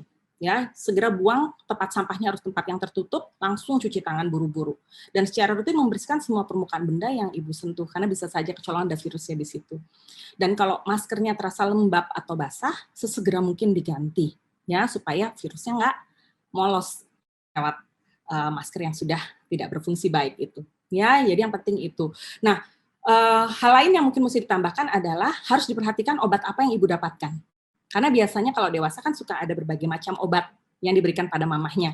Nah, ada beberapa obat yang contraindicated atau tidak diizinkan untuk diberikan pada ibu menyusui, seperti mungkin jenis remdesivir, ya, favipiravir, seperti itu masih belum diizinkan. Kalau misalnya ibunya mendapat oseltamivir, masih boleh untuk menyusui. Lalu yang kedua juga lihat kondisi ibunya. Kalau ibunya kepayahan, ya, atau ibunya harus mendapatkan perawatan di ruang khusus untuk COVID-19, ya bayinya nggak bisa bareng ibunya. Tapi boleh nyusuin nggak? Kalau ibunya nggak mendapatkan obat-obat yang contraindicated, ibu perah ASI-nya. Kasih ASI perah. Tetap boleh ngasih ASI perahnya, walaupun tidak menyusui langsung. Ya, oke, next. Kelebihan. Oke, kita bicara tentang vaksin nih. Ya, vaksin COVID. Sebelum saya bicara tentang vaksin pada anak, saya mau bicara tentang vaksin secara umum. Jadi vaksin itu prinsipnya melatih badan untuk membentuk antibodi, ya, sehingga kuman yang masuk pada saat kita secara tidak sengaja tertular, nggak bisa menyebabkan gejala yang berat. Artinya vaksin itu tidak melindungi 100% sampai kita nggak sakit sama sekali loh. Nggak ada satupun vaksinasi yang bisa melakukan itu. Tapi setidaknya badan kita sudah belajar, pernah ketemu sama bagian dari kuman tersebut, belajar membentuk sel memori, dan juga belajar untuk mengalahkan si virusnya. Ya, tapi nggak bisa berharap hanya dari vaksin aja terus jadi kebal. Ya, karena saat ini belum terlalu banyak orang yang mendapatkan vaksinasi sehingga herd immunity itu belum tercapai. Jadi walaupun sudah divaksin harus tetap disertai dengan protokol kesehatan yang ketat, ya. Dan saat ini karena ini penyakit yang sifatnya masih baru, penelitian masih berlangsung, vaksin juga masih belum banyak ya produksinya. Jadi kalau saya boleh sampaikan, pada saat sudah mendapatkan kesempatan untuk vaksinasi, ya, sudah eligible, nggak ada masalah, nggak ada kontraindikasi untuk vaksin, ambil kesempatan itu, ya, sesegera mungkin. Yang udah pernah kena atau penyintas bagaimana? Tetap perlu nggak vaksin? Tetap perlu. Kenapa? Karena antibodi yang dibentuk pada saat kita terinfeksi, ternyata dengan berjalannya waktu akan menurun, ya. Itulah sebabnya ada kondisi yang namanya reinfeksi, bisa tertular infeksi lagi loh, bisa sakit untuk yang kedua kali loh. Dari penelitian katanya ada yang setelah 7 bulan bisa terinfeksi kembali. Jadi pada saat antibodinya sudah menurun, kita boosting pembentukan antibodinya dengan cara memberikan vaksinasi. Ini ada ilustrasi yang menurut saya cukup bisa menggambarkan ya, ini orang yang udah, anggap aja nih air terjunnya ini nih kondisi di mana kita udah terlanjur kena COVID gitu ya, kita udah kayaknya udah hampir beresiko tinggi lah untuk sampai terkena. Terus ada vaksin yang ditawarkan, nanti aja deh saya tunggu yang lebih bagus, lebih aman, lebih apapun alasannya gitu. Udah keburu jatuh dulu, udah keburu ketularan. Lebih serem loh ketularan langsung sama virusnya, ketemu langsung sama virusnya ketimbang ketemu sama vaksin yang virusnya mungkin sudah dilemahkan, yang mungkin menggunakan vektor virus lain, atau yang inactivated seperti yang kita gunakan sekarang di Sinovac atau Sinopharm, ya. Oke. Nah, tentang vaksinasi COVID pada anak. Ini berita yang sangat menggembirakan dan sebenarnya sudah dinanti-nanti ya. Paling tidak saya benar-benar menantikan hal ini ya. Jadi mulai awal Juli kemarin ya, di Indonesia anak usia 12-17 tahun sudah dapat menerima vaksin Sinovac. Alasannya apa? Kenapa sampai BPOM bisa mengeluarkan emergency use authorization untuk vaksin ini? Jadi sekitar 2 mingguan yang lalu, Sinovac ini sudah ada satu penelitian yang dipublikasikan di The Lancet Infectious Disease yang menyatakan bahwa mereka itu populasi penelitian sebenarnya umur 3-17 tahun loh. Ya. Dari anak-anak ini tapi masih uji klinis fase 1 dan 2. Belum uji klinis fase 3 memang, belum sampai ke situ. Tapi uji klinis fase 1 dan 2-nya sudah menghasilkan hasil yang cukup baik. Biasanya kalau boleh mengambil kata-kata dari Prof. Sujatmiko, spesialis anak konsultan, ya guru saya, kalau hasilnya yang pertama dan uji pertama dan kedua baik, biasanya yang ketiga juga baik. Biasanya begitu, ya, konsisten. Jadi, nah vaksin Sinovac ini hasil dari penelitiannya ini kurang lebih, vaksin Sinovac ini mampu memunculkan antibodi pada anak umur 3-17 tahun. Ya, memunculkan antibodi tidak sama dengan efikasi ya, karena kalau untuk efikasi atau di populasi bagaimana itu butuh penelitian yang sampelnya lebih banyak lagi. Tapi yang jelas dari populasi penelitian yang fase 1 dan 2 ini 96,8 sampai 100% terdeteksi memiliki antibodi.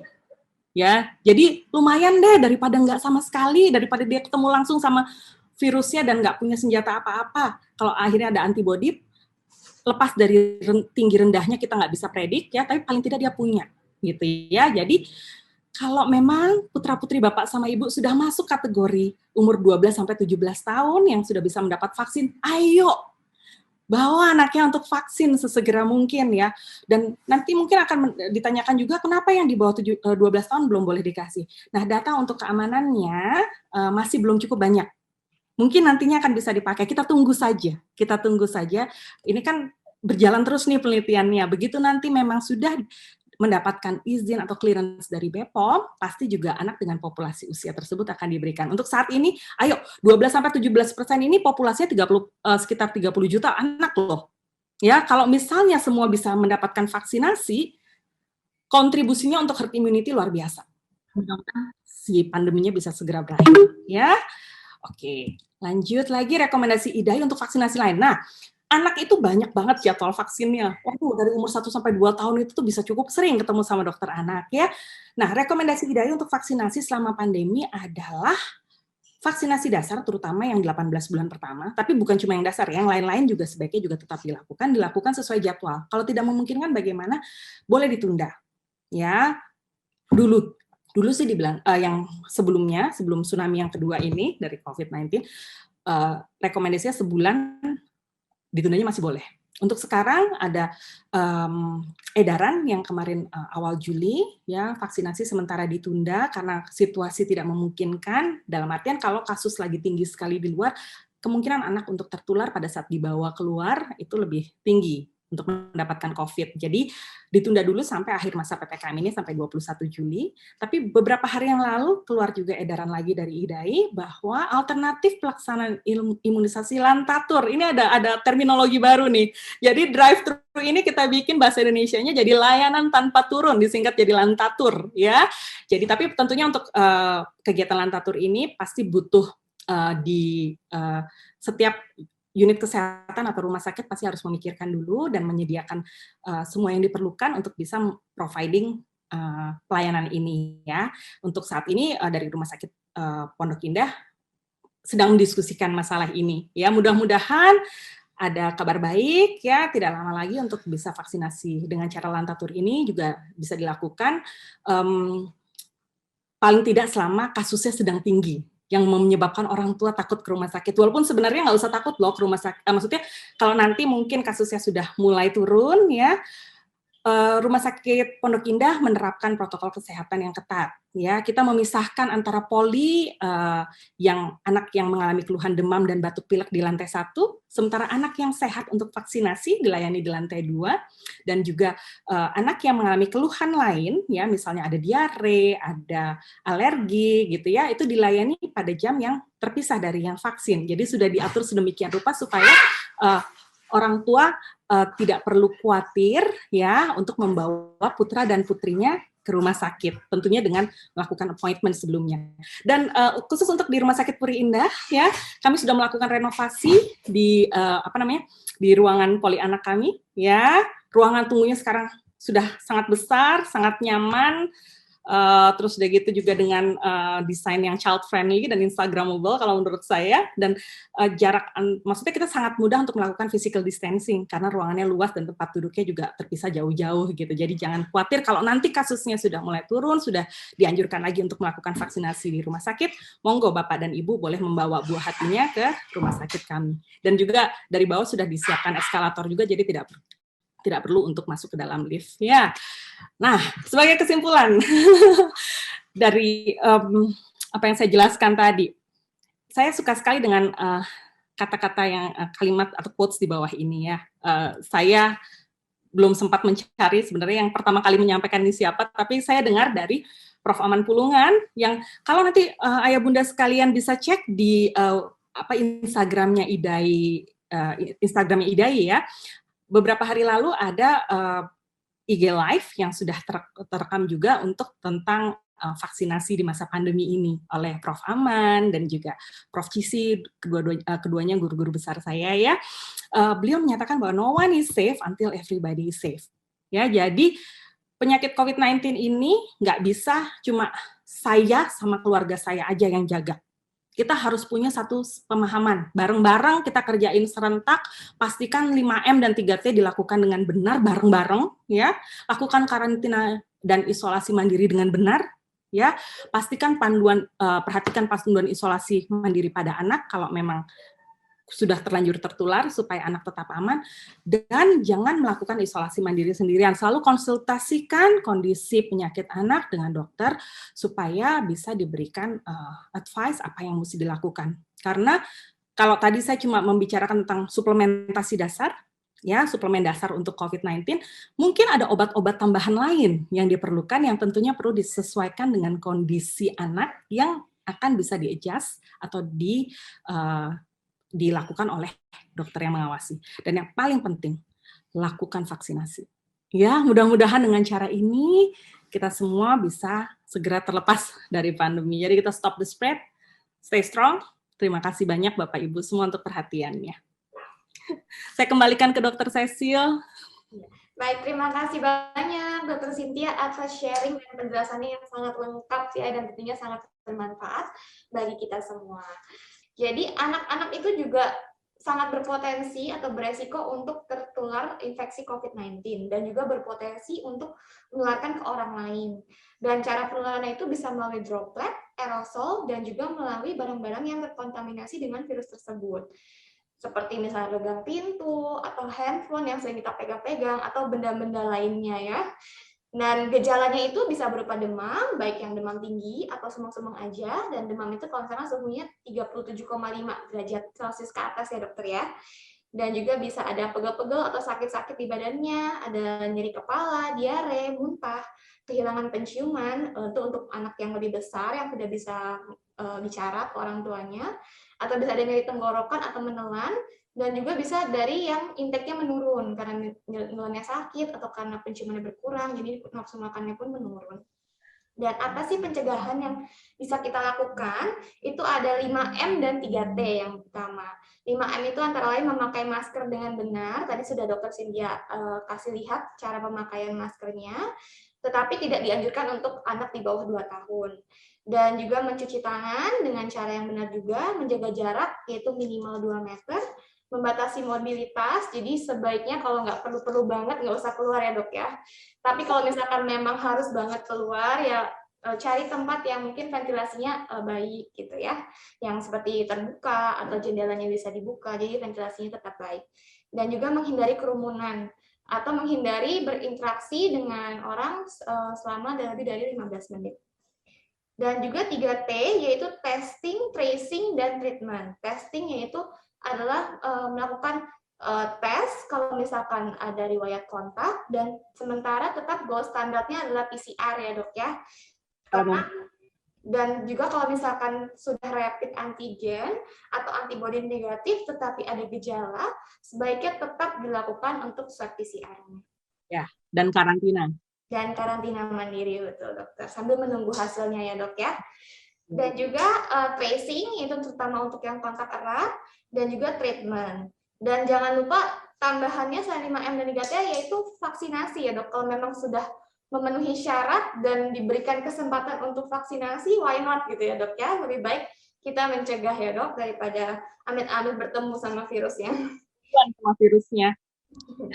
Dan apa sih yang harus dilakukan jika anaknya positif? Kalau misalkan anaknya tidak ada gejala atau gejalanya ringan, boleh isolasi mandiri, tetapi tentunya dengan konsultasi terlebih dahulu dengan dokter spesialis anaknya. Dan selama isolasi mandiri pun tetap dilakukan pemantauan ketat, seperti misalnya suhu, laju nafas, ataupun saturasi oksigen. Dan jika ada tanda-tanda kegawatan seperti kesadaran menurun atau banyak tidur, atau lemas, tidak mau makan minum, atau terlihat nafasnya, effort nafasnya lebih tinggi, nah itu harus segera bawa ke rumah sakit. Dan kalau yang gejalanya sedang dan berat, tentunya harus segera dibawa ke rumah sakit atau dirawat ya dok ya. Oke, sementara itu yang mungkin poin-poin yang bisa saya rangkum dari penjelasan dokter yang sangat lengkap itu. Mendengarkannya ya agak panjang ya. Tapi seru banget dok, ini sangat informatif banget, jadi kita nggak bosen sama sekali sih dokter, jelasinnya enak banget dok. Oke, sebelum kita ke tanya jawab ini, saya mau ingetin ke Bapak Ibu kalau misalkan mau ada appointment sama Dokter Cynthia. Dokter Cynthia ini praktek di Rumah Sakit Pondok Indah Puri Indah di Klinik Anak lantai 2. Itu Senin sampai Sabtu. Untuk jam-jamnya nih bisa dilihat di layar handphone atau laptop Bapak Ibu. Dan kalau misalkan mau appointment bisa langsung telepon ke call center kami, yaitu di nomor telepon 021 256 95200. Dan juga kalau misalkan kita ada layanan baru nih ya dok ya, telemedicine dok ya. Jadi seperti ini Zoom ya dok. Kalau misalkan takut mau ke rumah sakit, bisa juga lewat layanan telemedicine. Itu juga untuk pendaftarannya bisa langsung ke call center kami. Ya, ini baru seminggu terakhir kita menyediakan layanan telemedicine yang bisa setiap hari dilakukan. Ya, tadinya kan ada jadwal khusus hari-hari tertentu, tapi karena saat ini kita memahami ketakutan ayah dan bunda untuk membawa anak-anaknya datang ke rumah sakit, sementara keluhan kan bisa terjadi kapan saja. Jadi manfaatkan layanan ini. Ada telemedicine bisa tiap hari. Silakan hubungi call center ya, Dr. Cecil. Ya, untuk pendaftarannya bisa langsung juga ke call center yang ada di RSPI Puri Indah. Ya. Tapi ada juga nih mungkin kalau misalkan Bapak Ibu yang kayaknya nggak afdol nih kalau belum ketemu Dokter Cynthia langsung gitu, pengen ketemu langsung, nggak usah khawatir karena kita dari awal pun udah ada screening, yaitu untuk screening suhu dan juga gejala. Kalau misalkan ada keluhan demam, batuk, pilek, itu sudah langsung dipisahkan jalurnya dan tempatnya. Jadi untuk poli anak yang ada gejala demam, batuk, pilek itu terpisah dari poli anak sehat dan poli vaksin. Jadi nggak usah khawatir. Dan juga poli kita ada di lantai 2, poli untuk yang anak sehatnya, dan itu sudah baru selesai direnovasi nih, seperti yang dapat dilihat di gambar, udah bagus banget, dan pasti anak-anak suka, nggak akan bosen nunggu poli Dr. Cynthia, ramai banget itu. Berdasarkan appointment, jadi datangnya satu-satu. Kita juga berusaha untuk menjaga supaya tidak terjadi kerumunan di ruang. Betul, dok. Tapi spesial banget ya, beda banget sama yang sebelumnya ya. Kalau Bapak Ibu yang sebelumnya sudah pernah melihat yang lama gitu ya, pasti wow banget nih yang baru. Bagus banget ya dok ya, memang ya, bikin takjub emang rumah sakit Pondok Indah Puri Indah. Jadi nggak usah khawatir ya kalau yang tetap mau vaksin, karena kan kita sementara masih belum ada layanan drive-thru yang masih akan dibicarakan nanti, tetap bisa karena kita tempatnya terpisah dari yang anak sakit. Oke, untuk dan kita juga melakukan disinfeksi selama secara rutin nih untuk tempat penunggu dan juga ruangan-ruangan, dan juga kita staff termasuk kita ya dok ya, perawat semua dilakukan swab rutin secara berkala setiap bulan, screening, dan juga semua karyawan di Rumah Sakit Pondok Indah Puri Indah sudah dilakukan vaksinasi. Ya, dok. Sudah lengkap. Jadi protokol kesehatan kita sangat ketat dan sediakan hand sanitizer di mana-mana dan juga sekali di mana-mana. Betul, di lift ada, di meja ada, semua ya dok. Bahkan baru masuk pun sambil dicek suhu udah disuruh pakai hand sanitizer. Nah, udah dibikin langsung sama petugas yang ukur suhu ya. Betul dok, jadi nggak usah khawatir ya. Oke baik, kalau gitu kita langsung ke sesi tanya jawab aja ya dok ya. Ini mungkin kita pilihkan beberapa yang mungkin bisa merangkum pertanyaannya. Nanti kalau yang mirip-mirip nanti kan bisa terjawab juga ya dok ya. Oke, ini yang pertama nih dok, dari Mami Jordan dok. Pertanyaannya, selamat siang dok, saya mau sharing dan bertanya, saya dan keluarga 3 minggu lalu terkena virus COVID ini. Saya dan suami setelah 10 hari hasil PCR sudah negatif. Tetapi anak saya sampai hari ini masih belum sembuh, hasilnya masih positif. Hasil CT, ini mungkin CT value ya dok maksudnya ya. Anak saya pada saat setelah 10 hari isoman itu 33,3. Lalu hari Senin kemarin saya swab kembali untuk anak saya masih positif dengan CT value 32. Yang saya ingin tanyakan, kenapa CT value anak saya malah turun? Dan bagaimana cara saya agar dapat membantu anak saya segera negatif hasilnya? Sudah diberikan obat-obatan sesuai dengan resep, sudah dijemur juga. Nah, kira-kira apa lagi nih yang harus dilakukan, dok? Dan untuk anak yang Mami Jordan ini usia 1 tahun 11 bulan, dok. Gitu. Oke, baik. Terima kasih Mami Jordan buat pertanyaannya. Saya rasa banyak sekali keluarga yang juga mempunyai pertanyaan yang kurang lebih sama ya.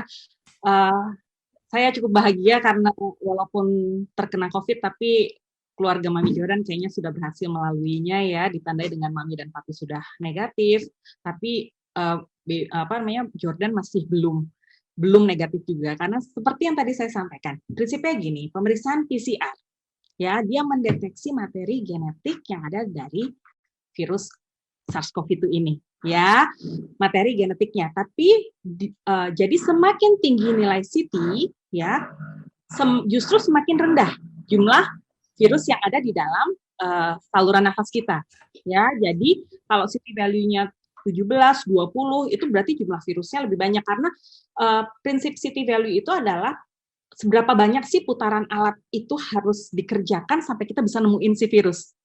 Jadi semakin banyak putaran alat itu harus bekerja supaya bisa nemuin virus, artinya kan virusnya lebih jarang dong, lebih sedikit gitu kan. Kalau baru 15 kali putar udah kedapetan gitu ya, kasarnya begitulah kurang lebih. Berarti kan jumlah virusnya lebih banyak. Nah, seperti yang tadi saya sampaikan, karena si PCR ini tidak bisa membedakan antara si virus yang hidup sama yang mati, ya, karena dia bukan kultur virus, jadi kita memakai patokan bahwa sejak pertama kali gejala muncul atau sejak pertama kali hasil PCR positif pada anak yang tidak bergejala dan sudah dilakukan isolasi mandiri di rumah selama 14 hari, ya 10 hari plus 3 hari bebas gejala itu, jadi total kurang lebih 2 minggu ya. Walaupun PCR-nya itu masih positif, tapi dinyatakan sudah tidak menular biasanya, ya. Karena PCR itu sendiri, tadi kan saya sudah sampaikan, dia bisa bertahan loh sampai 2-3 bulan tetap positif. Tapi sebenarnya yang terdeteksi adalah sisa-sisa, atau saya boleh katakan dalam tanda kutip, bangkai virusnya. Virusnya sendiri udah nggak bikin apa-apa lagi, udah kalah sama badannya Jordan. Jadi Mami Jordan nggak usah khawatir. Harusnya kalau saat ini Jordan sehat, tampak sehat, aktif, makan minum baik, nggak ada batuk pilek, nggak ada sesak, nggak ada bersin, nggak ada mampet, harus nggak ada diare juga, nggak ada muntah, jadi semuanya oke. Pemeriksaan PCR sebenarnya tidak dianjurkan untuk diulang lagi. Kalau mau diulang lagi kapan? Ya udah, kalau mau ulang lagi sebulan lagi deh, Bu. Jangan cepet-cepet, kesian anaknya tiap minggu di korek-korek hidung atau tenggorokannya. Ya, kita biarkan dia benar-benar hilang dulu semua dari tenggorokannya, Jordan. Ya, mudah-mudahan bisa menjawab ya, Mami ya. Jadi tidak ada yang spesifik yang harus dilakukan. Ya, jangan takut dengan hasil PCR yang masih hasilnya positif. Ya, selama klinis anaknya sudah baik dan sudah lebih dari 14 hari. Suplemen boleh dilanjutkan dengan vitamin C dan vitamin D untuk dosis biasa. Ya, bukan untuk dosis terapi. Oke. Mungkin banyak juga yang ada berita-berita yang kurang tepat ya, Dok, yang pada bilang CT value itu menentukan derajat keparahan, itu enggak ya, Dok ya? Jadi gini prinsipnya. CT value itu tidak bisa memprediksi berat ringannya gejala. Ada anak yang CT value-nya 13, tapi anaknya pecicilan lari-lari aja tuh kalau pas konsultasi. Kan kadang-kadang sekarang lebih banyak yang telemedicine, wah lari-lari di loncat-loncatan di rumah gitu. Tapi ada yang mungkin CT value-nya 30-an, tapi lemes banget kelihatannya. Jadi tergantung daya tahan tubuh atau respon tubuh terhadap si SARS-CoV virus ini nih beda-beda gitu. Nah, yang harus dicermati adalah gini. Ada mungkin juga informasi yang bilang kalau CT value-nya udah di atas 30 tuh artinya udah masa penyembuhan ya. Sementara kalau CT value-nya masih rendah banget tuh berarti masih di awal-awal penyakit. Sebenarnya ini agak kurang tepat juga karena pemeriksaan lab yang seperti tadi saya sampaikan harus selalu melihat berapa hari penyakitnya itu terjadi. Jadi harus dihubungkan dengan perjalanan penyakitnya. Artinya kalau misalnya masih awal-awal penyakit itu muncul ya, mungkin virusnya belum terlalu banyak nih, kita udah keburu lakukan. Bisa aja CT value-nya masih tinggi banget di atas 30-an, ya kan? Tapi sebenarnya dia baru mulai, tapi jumlah virusnya masih belum terlalu banyak. Sementara waktu udah di akhir-akhir, ya CT value-nya kok masih tinggi, masih belasan juga angkanya, ya karena dia memang baru beranjak naik, gitu kan? Jadi yang namanya pemeriksaan lab, itu termasuk PCR itu sifatnya penunjang. Yang pertama yang harus kita lihat adalah klinis. Kapan gejalanya muncul, berapa berat gejalanya, dan berapa lama kita harus amati, sampai akhirnya kita menentukan apakah satu pemeriksaan ini kita bisa nyatakan anak ini sembuh atau mungkin belum sembuh. Gitulah, kurang lebih ya, Dr. Cecil. Jadi tetap pada prinsip yang 10 hari dari hari pertama ditambah 3 hari bebas gejala ya, Dokter ya? Yang bergejala. Kita lanjut ke pertanyaan berikutnya ya, Dok ya. Dari Ibu Dian Kamalia, pertanyaannya, Sore dok, saya ada pertanyaan. Anak saya Favian, usia 6 tahun, dengan riwayat ASD tapi sudah dilakukan kateter, dan ayahnya ini terkena COVID-19. Gejala anak batuk pilek saja dan tapi berulang. Hasil ronsennya ada pneumonia. Sudah 3 kali PCR hingga akhirnya negatif. Hanya saja orang tua masih positif dengan CT value 35. Pertanyaannya, apakah anak yang sudah negatif akan menjadi positif kembali bila anak tetap dijaga oleh orang tuanya yang masih positif? Yang kedua, anak kadang masih batuk kering. Apakah virusnya masih tetap ada walaupun hasil sudah negatif? Apakah yang sebaiknya dilakukan bila batuknya masih ada? Silakan dokter. Ibu Dian, untuk pertanyaannya, saya ikut sedih kalau satu keluarga juga mengalami COVID ya, tapi mudah-mudahan saat ini sudah membaik semua ya gejala klinisnya walaupun Ibu dan Bapak masih positif. Nah, prinsipnya begini Ibu, ini kan satu episode infeksi ya, satu keluarga, artinya virusnya sama nih. Jadi pada saat infeksi sudah teratasi yang ditandai dengan PCR-nya Favian sudah negatif, ya, antibodinya sudah terbentuk. Jadi walaupun Bapak dan Ibu PCR-nya masih positif, karena CT value-nya masih 35-an nih, border sih sebenarnya ya, tergantung tuh tadi, kalau sudah lewat 14 hari klinisnya Bapak dan Ibu baik, sebenarnya tidak usah khawatir, karena Bapak dan Ibu kan sudah tidak menularkan lagi. Cuma tinggal nunggu giliran aja nih siapa yang PCR-nya nanti akhirnya jadi negatif juga. Kalau sampai saat ini masih ada gejala, ya harusnya kalau PCR-nya sudah negatif berarti virusnya udah nggak ada. Ya, tapi kita mengenal juga satu fenomena saat ini yang disebut sebagai long COVID. Jadi ada satu gejala yang menetap walaupun virusnya sudah tidak ada lagi di badan. Jadi masih mungkin ada gejala nggak enak badannya, kayak nggak fit gitu ya, kalau orang dewasa bisa mengeluh seperti itu. Mungkin ada yang masih batuk-batuk, masih ada yang nafasnya kayaknya kok ngambil nafas dalam tuh masih agak berat gitu ya. Jadi ini yang masih perlu banyak penelitian lebih lanjut. Tapi yang jelas hal itu ada. Nah, apa yang mesti dilakukan? Menurut saya inilah saatnya di mana Favian dibawa berobat. Kontrol ya untuk kemungkinan long COVID-nya, apalagi Favian punya riwayat ASD. Tapi untungnya sudah di kateter. Kalau di kateter harusnya sih sudah nggak masalah, udah tutup tuh lubang di serambinya ya. Jadi, tapi tetap saja untuk masalah long COVID ini, kalau memang masih ada gejala atau keluhan, saya sangat menyarankan untuk Favian dibawa berobat ke dokter anak yang biasa menangani Favian, ya, untuk mendapatkan diagnosis atau evaluasi dan penanganan lebih lanjut jika memang dibutuhkan. Ya. Oke, jadi sebenarnya mirip-mirip sama yang tadi ya dok, prinsipnya ya, kembali ya. Untuk masalah penularan ya, tadi sama seperti pertanyaan yang sebelumnya. Oke, semoga membantu menjawab untuk Ibu Dian ya. Oke, kita lanjut ke berikutnya ya dok. Ini nggak ada namanya ini. Halo dok, kebetulan anak saya juga namanya Cynthia, usia 6 tahun, sama dok namanya. Semoga kalau ini bisa jadi dokter spesialis anak juga ya mungkin. Pertanyaannya, anak saya sudah cukup lama terlewat jadwal ulangan imunisasinya. Apakah perlu diulang dari pertama atau boleh dilanjutkan tanpa mengulang? Terima kasih dok jawabannya. Silakan dok. Untuk pertanyaannya Mami Cynthia, jadi prinsipnya yang namanya vaksinasi itu nggak ada expirednya. Dalam artian kalau misalnya sudah telat terus harus ngulang lagi dari awal gitu tuh tidak seperti itu. Ada sebutan yang namanya catch-up vaccination, jadi vaksinasi kejar, yang tentunya jadwalnya nanti harus disesuaikan dengan usia anak ya. Jadi mungkin nanti urutan vaksinasinya nggak bisa persis sama dengan yang ada di jadwal vaksinasi. Sekarang IDAI sudah mengeluarkan jadwal vaksinasi baru ya, yang 2020, nanti Ibu dan Bapak bisa cek di website-nya ya. Kalau sebelumnya kan 2017 ada revisi, sekarang ada revisi terbaru yang tahun 2020. Ya, jadi silahkan konsultasikan ke dokter anak yang biasa menangani atau mau ke Puri Indah juga boleh ya, apalagi ini usia 6 tahun sih sebenarnya cuma tinggal booster vaccination yang sudah tidak terlalu banyak, dan anak umur 6 tahun itu menyenangkannya adalah sudah bisa diajak kerjasama ya untuk pakai masker dengan baik, untuk cuci tangan gitu ya, sudah bisa lakukan itu, jadi untuk dibawa ke rumah sakit relatif lebih aman kalau nanti situasinya sudah memungkinkan tentunya. Boleh sekali, jadi intinya vaksinasi kejar, tidak diulang dari awal, dilengkapi yang belum sempat diberikan. Tapi memang ada beberapa vaksinasi yang ada batas waktu pemberiannya. Misalnya vaksinasi pneumokokus. Vaksinasi pneumokokus itu maksimal diberikan pada usia 5 tahun. Jadi kalau sampai umur 6 tahun Cynthia-nya belum diberikan vaksinasi pneumokokus, ya berarti kita skip yang itu, seperti itu. Tapi ada beberapa vaksinasi yang bisa seumur hidup masih terus bisa diberikan, seperti influenza atau PCR. Oh ya, kalau saya boleh tambahkan satu lagi.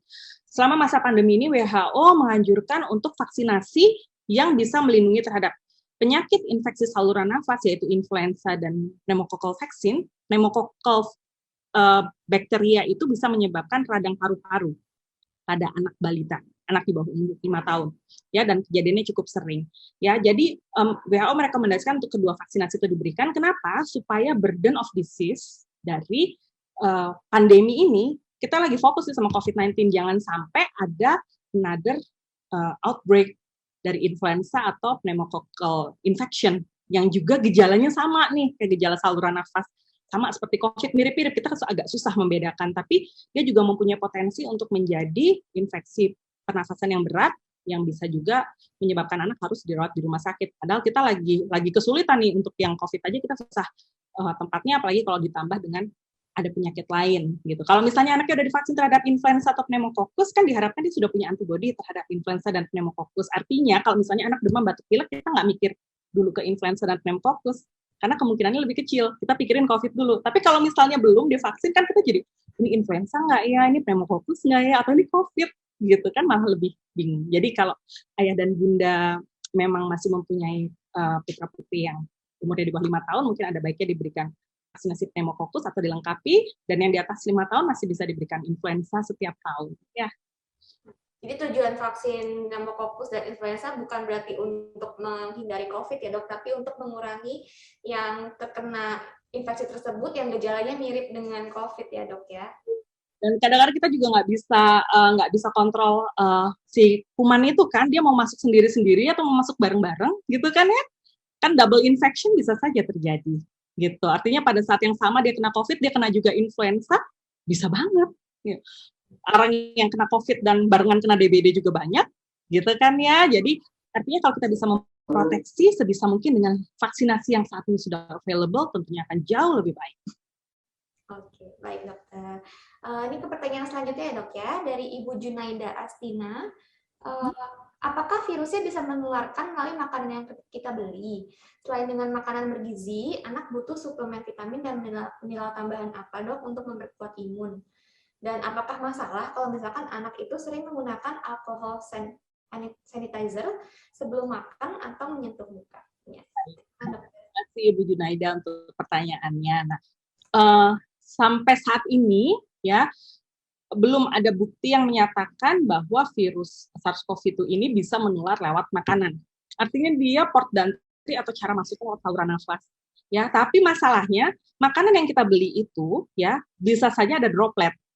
Ya, di tempatnya, di packagingnya. Jadi benar-benar pada saat kita treating makanan yang memang kita beli dari luar, ya, pastikan kita pindahkan ke tempat, ke piring kita langsung ya, jangan makan dari kemasannya mungkin, karena kan lewat pegangan dari orang lain yang kita juga nggak bisa kontrol kan. Dan pastikan setelah kita membuka makanan dan memindahkan ke piring itu, kita cuci tangan sebelum kita mulai makan. Lalu akan lebih bagus juga kalau makanan itu dipanaskan dulu. Paling tidak dengan pemanasan harapannya virusnya bisa mati, walaupun kalau misalnya apes-apesnya si virusnya masuk ke dalam makanan itu. Tapi yang jelas untuk saat ini penularan untuk SARS-CoV itu hanya dari droplet, aerosol, dan juga sentuhan dari permukaan barang-barang yang kontak dengan akhirnya melalui tangan kita ke wajah, mata, hidung, ya, daerah-daerah sekitar itu. Nah, selain makanan bergizi tadi, suplemen vitamin yang memperkuat imunitas ya tadi, paling tidak kalau mau diberikan, kalau yang alami makan buah sama sayur, sama jemuran, bukan kata yang tepat ya, berjemur di bawah sinar matahari ya, antara jam 9 sampai jam 3 sore, ya. Ke pekarangan, keluarlah, main sebentar 15 menit di situ ya untuk mendapatkan vitamin D yang alami. Karena vitamin D yang alami dari matahari itu bertahan lebih lama di badan ketimbang yang dari suplemen. Ya, jadi kalau misalnya kita bisa memberikan yang alami tentunya akan lebih bagus. Tapi kalau misalnya, aduh dok ini kasusnya lagi tinggi banget, lagi naik banget, aduh saya mau kasih vitamin, boleh. Kan tadi panduannya sudah ada vitamin C sama vitamin D3. Kalau di bawah 1 tahun vitamin D3-nya 400 international unit, kalau di antara 1 sampai 12 tahun boleh diberikan 600 international unit ya. Dan untuk masalah mencuci tangan dengan hand sanitizer, sebenarnya tidak ada masalah kalau tidak ada alergi di kulit. Jujur kalau kayak saya ini, saya termasuk kulitnya rada sensitif nih tangannya. Kering sekali tangan saya kalau bolak-balik harus pakai hand rub karena yang bisa membunuh si SARS-CoV virus ini hanya yang hand sanitizer-nya berbasis alkohol. Jadi harus ada kandungan alkohol 70%-nya. Jadi Bapak dan maksudnya ayah dan Bunda coba dilihat hand sanitizer-nya ada kandungan alkoholnya atau tidak. Bisa saja judulnya hand sanitizer tapi kandungannya ternyata tidak begitu mempan untuk membunuh si virus ini gitu ya. Nah, kalau anak tidak ada alergi sih sebenarnya tidak apa-apa. Ya, karena kan alkohol juga nantinya akan menguap. Tapi kalau asumsi saya nih ya, kalau makan kan pasti di rumah. Ya enggak? Jadi di rumah pasti ada air dan sabun dong. Ya, jadi mungkin lebih baik setiap kali mau makan atau mau beraktivitas gitu ya, kita ajarkan anak untuk mencuci tangan dengan air dan sabun. Ya, tapi kalau memang lagi main, lagi seru gitu ya, sesekali pakai hand sanitizer sih saya pikir tidak apa-apa, selama tidak ada alergi di kulit. Kalau memungkinkan ada fasilitasnya, tetap lebih baik cuci tangan langsung dengan air mengalir dan sabun ya, Dok. Betul. Oke. Oke, kita ke pertanyaan selanjutnya. Ini ya pertanyaan terakhir ya, Dok ya, karena waktunya sangat terbatas. Ini pertanyaan terakhir dari Ibu Hana. Lengkap sekali nih Ibu Hana, 5 pertanyaan ya, Dok ya. Yang pertama, Dok, bagaimana mendeteksi kalau anak terkena COVID? Apakah perlu dilakukan PCR dan waktu yang tepatnya itu kapan? Dokter mau jawab satu-satu atau gimana nih, Dok? Atau kalau nggak sekalian aja biar menyingkat waktu, sekalian saya bacakan, sekalian saya jawab ya. Sebenarnya boleh, Dokter. Sudah sudah terjawab tadi ya. Pertanyaan nomor 2 tuh yang anak di bawah 12 tahun apakah boleh divaksin influenza dan PCV. Nah, jadi vaksin influenza boleh, Mama, ya, Ibu Hana boleh banget anaknya diberikan vaksin influenza selama tidak ada alergi telur yang berat. Kenapa? Karena vaksin influenza salah satu kontraindikasinya adalah alergi telur yang berat ya, karena komponen dari vaksin influenza ini mengandung telur. Tapi kalau misalnya anaknya tidak mempunyai alergi telur yang signifikan, monggo boleh diberikan vaksin influenza setahun sekali. Ada anak yang usianya udah di atas 9 tahun, pemberian vaksin influenza langsung 1 tahun sekali. Sementara buat anak yang di bawah umur 9 tahun, untuk pemberian pertama dari vaksin influenza diberikan 2 dosis dengan jarak antar vaksin pertama dengan kedua paling cepat 1 bulan. Sementara untuk PCV vaksin, pneumococcal vaccine, itu dilakukan mulai dari umur 2 bulan sampai 5 tahun. Jadi untuk yang di bawah 12, yang sudah berusia 12 tahun ya, kemungkinan untuk terkena pneumococcal infection lebih kecil. Bukan berarti zero, tapi lebih kecil. Jadi untuk saat ini dari BPOM belum memberikan izin penggunaan vaksin PCV ini untuk populasi usia 5 tahun sampai 50 tahun di Indonesia. Gitu. Di atas umur 50 tahun nanti harus lagi vaksin pneumococcal, tapi itu mungkin ranahnya internis ya untuk menyampaikan hal tersebut ya. Terus kalau untuk yang untuk vaksinasi yang saya perlu tambahkan lagi informasinya. Ini kan akan ada vaksin COVID buat anak yang 12 tahun nih ya. Bagaimana panduan untuk pemberian vaksinasi antara vaksinasi COVID dengan vaksinasi lainnya? Jaraknya berapa lama? Itu minimal 1 bulan. Ya, jadi kalau misalnya mau vaksin influenza terus mau vaksin COVID juga, kasih jarak 1 bulan.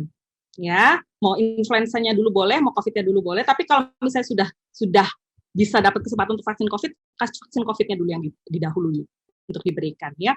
Nah, bagaimana kalau anak yang sudah terlanjur terkena udah pernah kena COVID-19 gitu, perlu divaksin juga atau enggak? Kan tadi saya sampaikan perlu ya. Nah, kapan waktunya? Yaitu dilakukan 3 bulan setelah sembuh. Ya, jadi kalau masa isolasi mandirinya sudah berakhir, anaknya sehat, sudah baik-baik, kasih jarak waktu 3 bulan, lakukan vaksinasi coronavirus yang. Kalau misalnya sudah, ini kan ada beberapa anak yang mungkin sudah mendapatkan vaksinasi COVID-19 yang pertama ya. Dan kemarin ada beberapa pasien yang habis vaksin 2-3 hari kemudian ternyata kena COVID gitu ya, mungkin sudah ketularan dari sebelumnya gitu.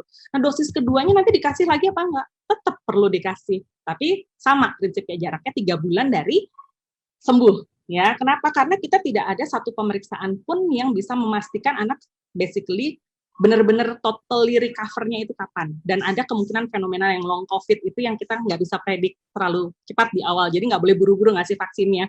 Kita tunggu dulu dia sampai recover, kalau sampai 3 bulan nggak ada apa-apa kan asumsinya anaknya baik, kondisinya kita bisa berikan vaksin berikutnya. Ya. Nah, bagaimana mendeteksi kalau anak terkena COVID, apakah perlu dilakukan PCR atau tidak, dan kapan? Jadi prinsipnya kalau saat ini karena kasusnya lagi tinggi, jika ada gejala misalnya demam atau gejala saluran nafas lain, dan terutama kalau ada riwayat kontak, ya, yang confirm case, lakukan segera PCR. Karena kalau sudah ada gejala, kemungkinan PCR-nya pasti akan positif. kemungkinan besar, apalagi dari wet kontak gitu. Tapi kalau misalnya dia kontak nih dengan mungkin oma atau opanya sempat berkunjung dan kemudian positif, sementara anaknya baik-baik saja tidak ada gejala, ibu boleh menunda sampai hari kelima. Ya, pada hari kelima tidak ada gejala sama sekali, kita screening PCR-nya. Kalau memang dia terinfeksi, biasanya sudah memperlihatkan hasil positif.